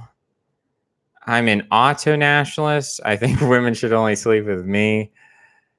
Mormons versus Mennonites. Brian posts a link. It looks like some kind of a Google redirect. Children aren't starting puberty younger. Medieval skeletons reveal. Conversation.com. Children are entering puberty younger than before. Children in medieval England entered puberty between 10 and 12. Puberty is divided into 5 clinical stages. Blah, blah, blah. Our understanding of the normal timing of puberty comes from historical sources and is measured using data for the menarche. A girl's first period is a significant milestone, but highly variable and environmentally fragile. Today, it starts at 12. In England, before the Industrial Revolution, historical sources suggest menarche occurred between 12 and 14. While we have rich records for age of menarche, there are no written sources. To understand the natural blueprint for the onset of puberty, we need to look further back in time. What the bones reveal. Study of bones between 900 and 1550 trace puberty. Fusion of bones. We're able to work out puberty between 10 and 12. Medieval teenagers took longer. Okay, so they're saying between 900 and 1550. Apparently, this was a period at which puberty was lower than in previous age. You're still not telling me how or why. How was the year 900 better off nutritionally than the year 1800 or the year 1550? How is that better? Is it the Industrial Revolution? Is that the problem?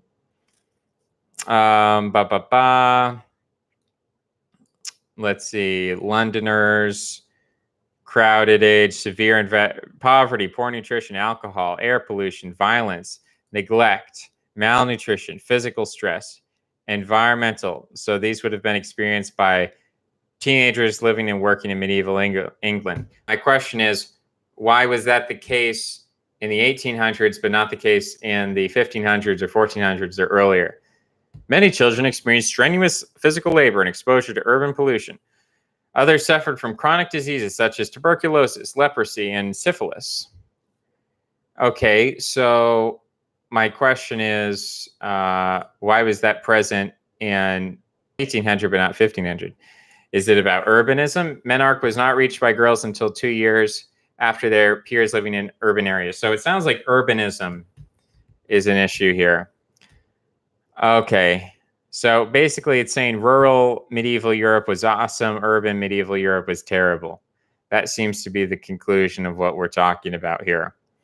So interesting.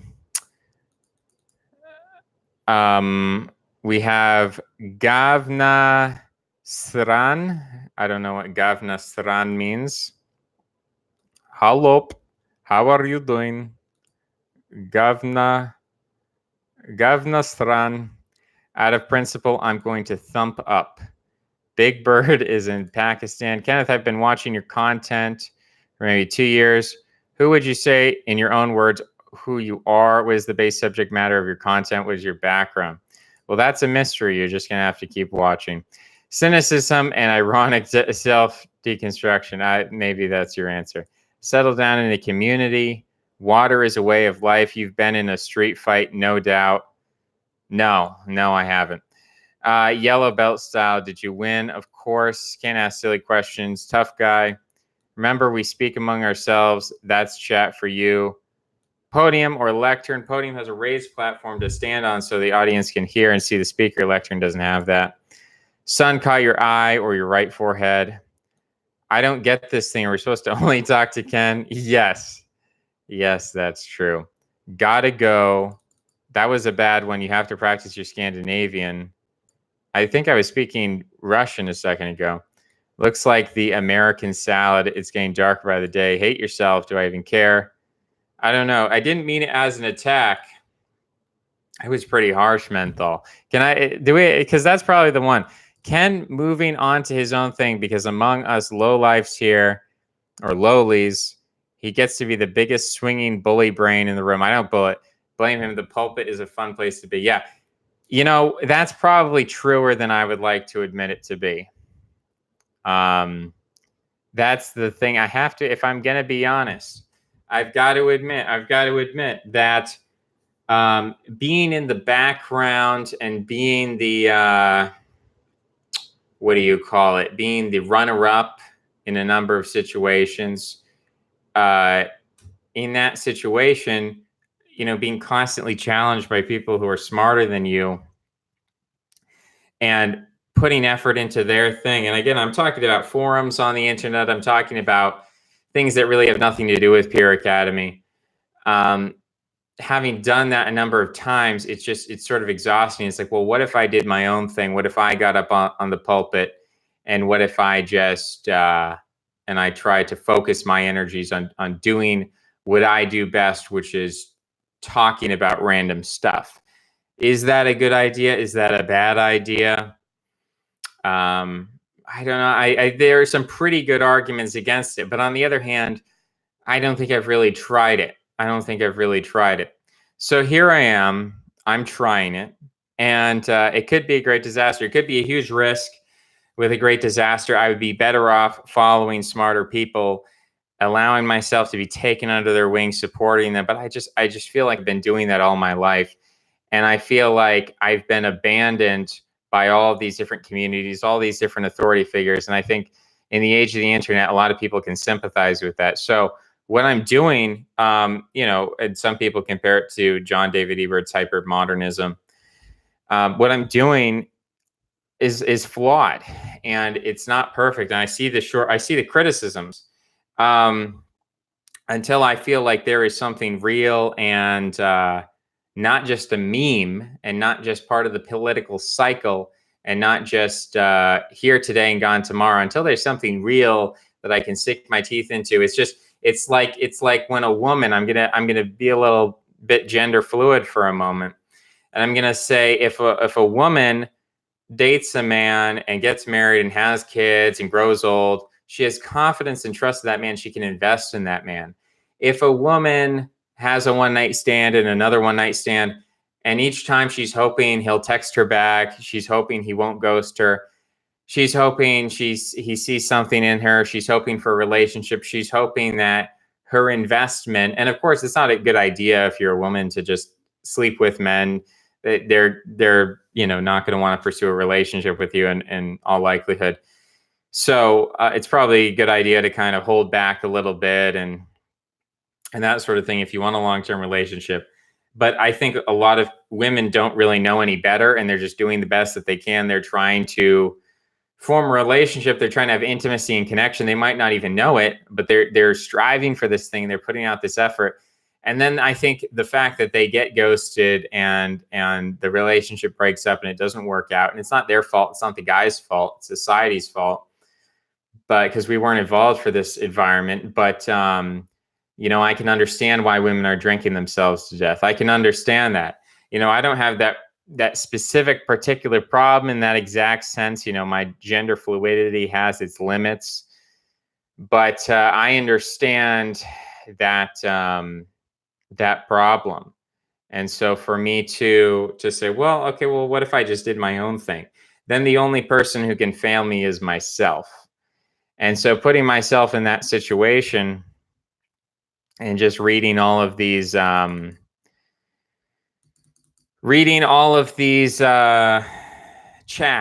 which maybe the lesson of this is that I need to just talk about the news, present my opinion, and then what I can do is pop over to something like Discord and read some, because people, we can't even super chat. I don't even have 1,000 subscribers, but I can pop over to Discord and see what people are saying that's substantive, because I do want the viewer feedback. I do want to have a back and forth with people. But maybe just reading random comments and people having conversations, maybe that's not the best way to do it. So let's get through some of these. Ever get into physical fights? Nothing very serious. I've never been beaten to a pulp, and I've never really beaten anyone else to a pulp. I mean, if I really think hard about, okay, I got a scrap or a skirmish or something really not significant. But I do recommend people try out martial arts just in general as a thing. Not everyone's going to be good at it, but try it out. What is even your goal? I don't understand your character motivation. Yeah, I'm like a mysterious anime character. My motivation will be revealed at the climax of the plot. Ken has killed thousands in Minecraft. That might technically be true in Minecraft. I think Alec Venner said Ken was too power obsessed, and it seems to ring true. Oh boy, Brian has. It's the same thing. It's very strange when Brian and Nordisk, they're really long fans of they've been fans of the show for a while. They keep coming in, keep making the comments, and they're very cynical. But look, maybe I need the criticism. That's why I'm putting it out there. Look, I've had questions about what I should do in the direction that I should go for a long time. So maybe it's necessary that I state myself openly, what I want to do, where I want to go, what I am. And when people can see that honestly, maybe if I'm just honest with people, they will see and they will recognize the issues, and they will then reflect those issues back to me, and I'll say, okay, well, that's a valid criticism. I see what you're saying there. And there has to be many smart people. Rambling is a unique aspiration. Perhaps it can work. Possibly. You'll end up with a low. Well, I don't want to insult people randomly, but I don't think that's necessarily true. People smarter than Kenneth, more learned, yes, but smarter. I don't get it, Brian. I don't get it. Saying I'm power obsessed, it's like you get a criticism and then a compliment. It's very strange. But that's just Brian, right? The relationship analogy makes sense. These critiques changed Canada's whole life. Kenneth, 2 years ago, you were essentially in favor of ethno-nationalism. What changed? YouTube changed as a platform. A lot of things changed. And look, if the universe was different, like if you plot me down in a world of ethno-states, would I be like constantly like trying to bring in mass immigration or whatever? Would I be trying to like disrupt your little garden of ethno-states? No. But at some point, I think I went toward a more minoritarian view as a majoritarian view. I don't think ethnos and ethnicism is irrelevant to political analysis. I haven't like I haven't like put the blinders on or pretended something doesn't exist. But I've just moved away from a majoritarian perspective toward a minoritarian perspective. I still see there's like overlap in my thinking. But that I would say that's the biggest shift that I've made in trying to more consistently apply these ideas in my thinking. Try it, be smart and strong. Getting hit, even subconcussively, causes chronic traumatic encephalopathy. Well, I don't know what that is. You're going to have to explain. Are you buying this cool man stuff Joel Davis is talking about?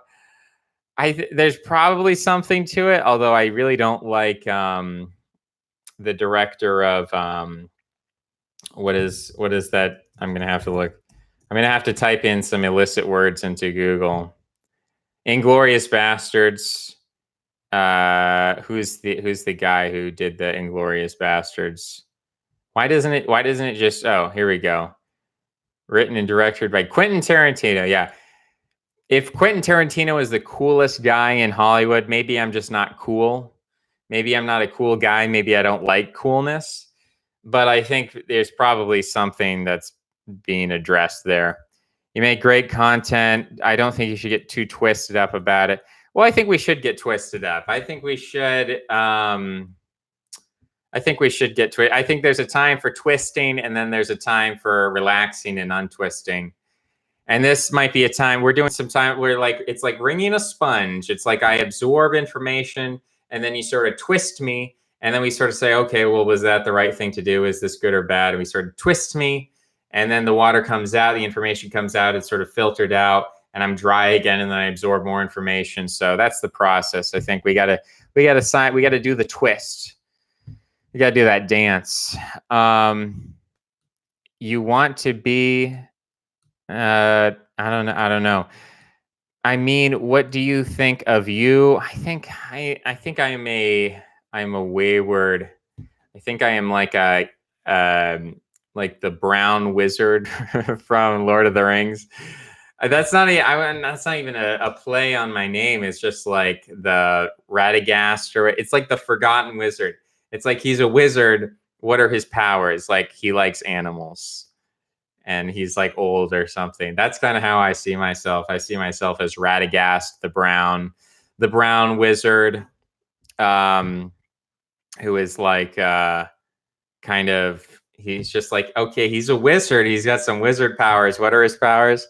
He likes animals. I don't know. That's kind of how I'm thinking of myself right now. I don't think of myself as like some extremely powerful guy. I don't see myself as having the potential of like leading a rebellion or a revolution or a movement or something like that. I'm just kind of a weird guy here on the internet who, for some reason, I do like the YouTube videos. I do like expressing my thoughts like this because I have thoughts in my head. I consume content, and I'm convinced that producing content is better than consuming content.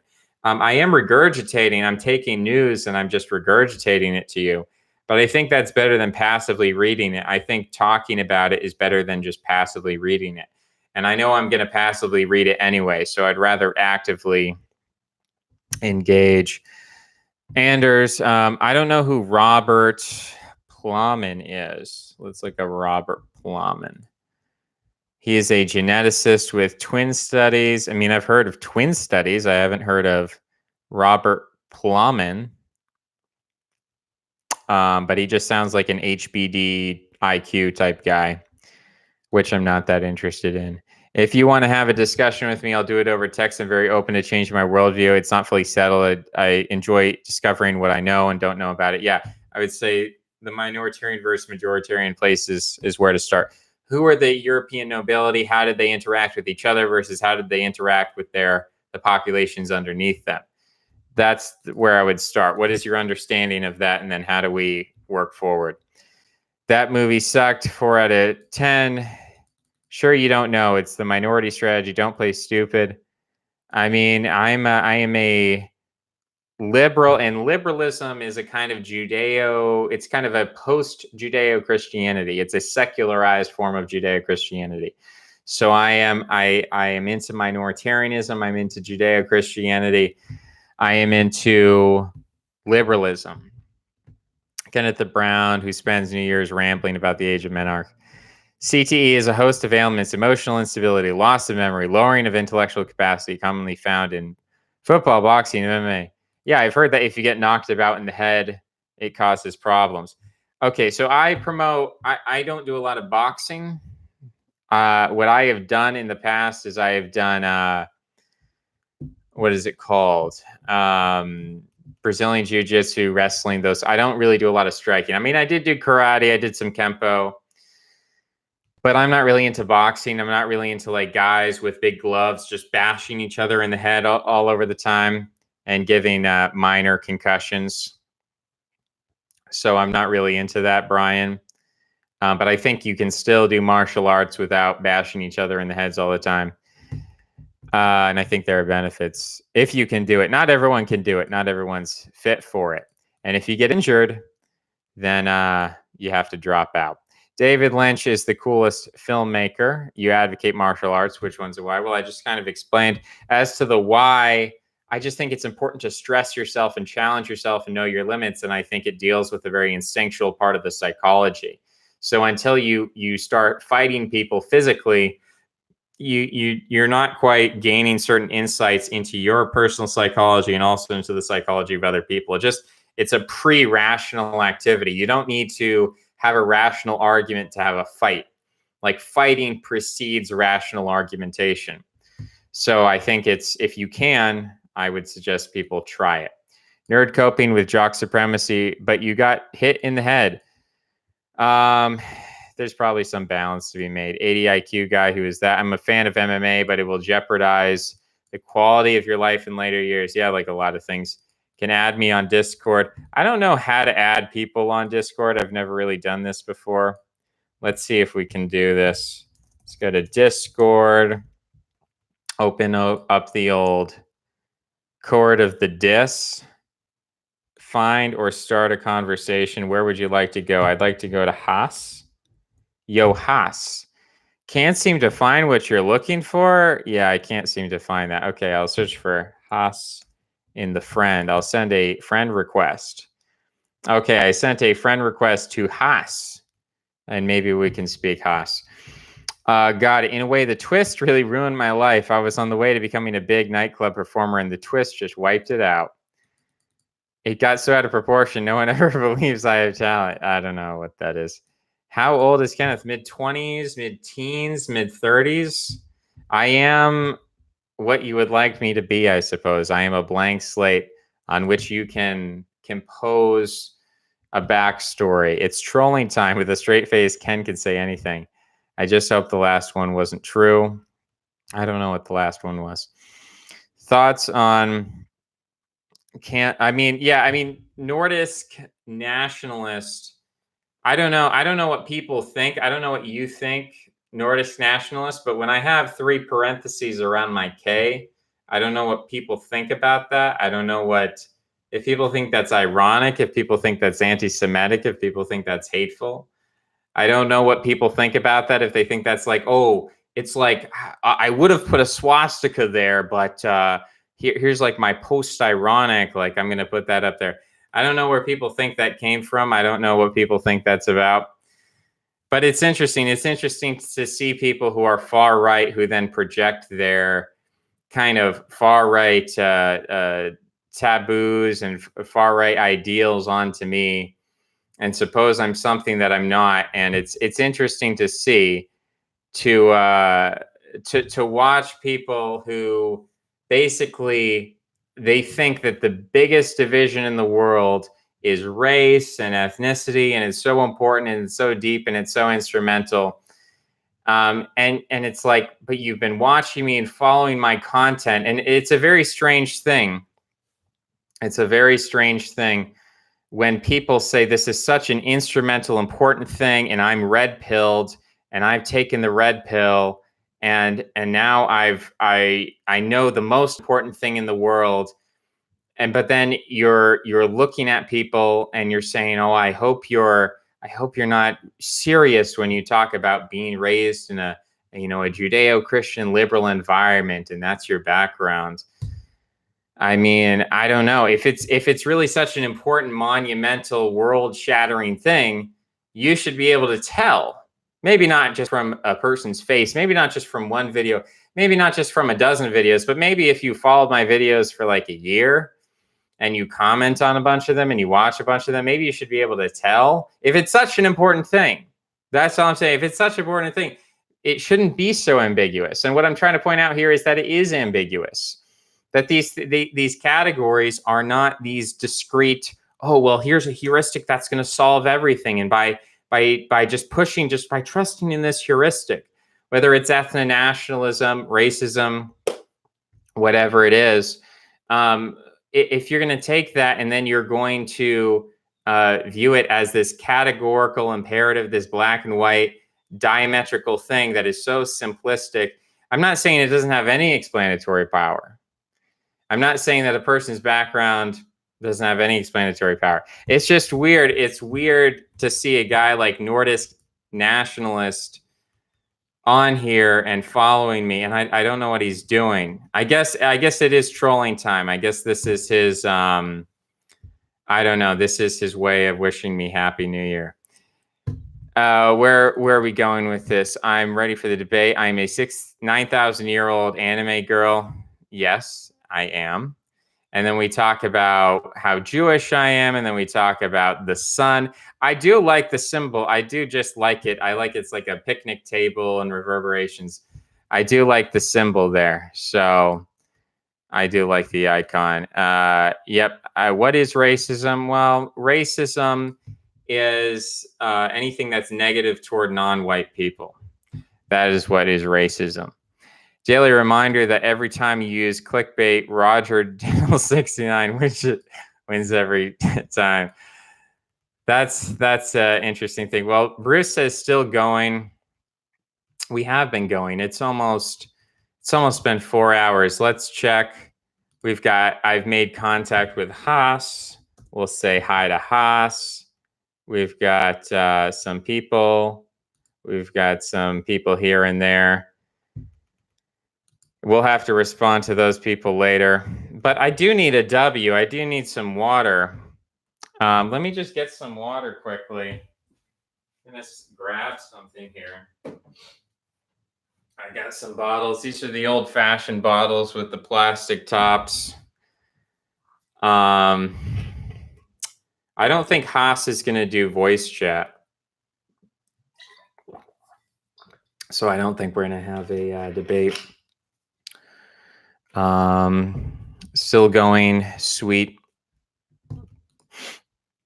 Please don't dox anybody, Bruce, or you will be banned. I don't really care who it is. I don't care. I mean, I don't really care if it's Antifa, because doxing is against the YouTube terms of service, whether or not you're Antifa or whoever you are. You know, the internet vigilantism, don't do it on my live stream. That's what I'm going to say. Nobody in Africa was ever racist. Well, I guess we can say there's another definition of racism, which includes, negative feelings toward white people. But that's not really recognized in the mainstream. There definitely is something going on. There definitely are a lot of, let's admit it. There are people who hate white people. Let's admit that's true. But racism as officially defined is just literally negativity toward non-white people. That's just the official Merriam-Webster definition. Debate, let's see, sophisticated. Notoriously bad at debating. Yeah, I don't think I'm the best debater. But maybe I have to get pwned in some debates. Maybe I have to go through that Ryan Falk stage. People remember that? All right. I forgive Bruce. Do not be whatever you're doing right now, Bruce.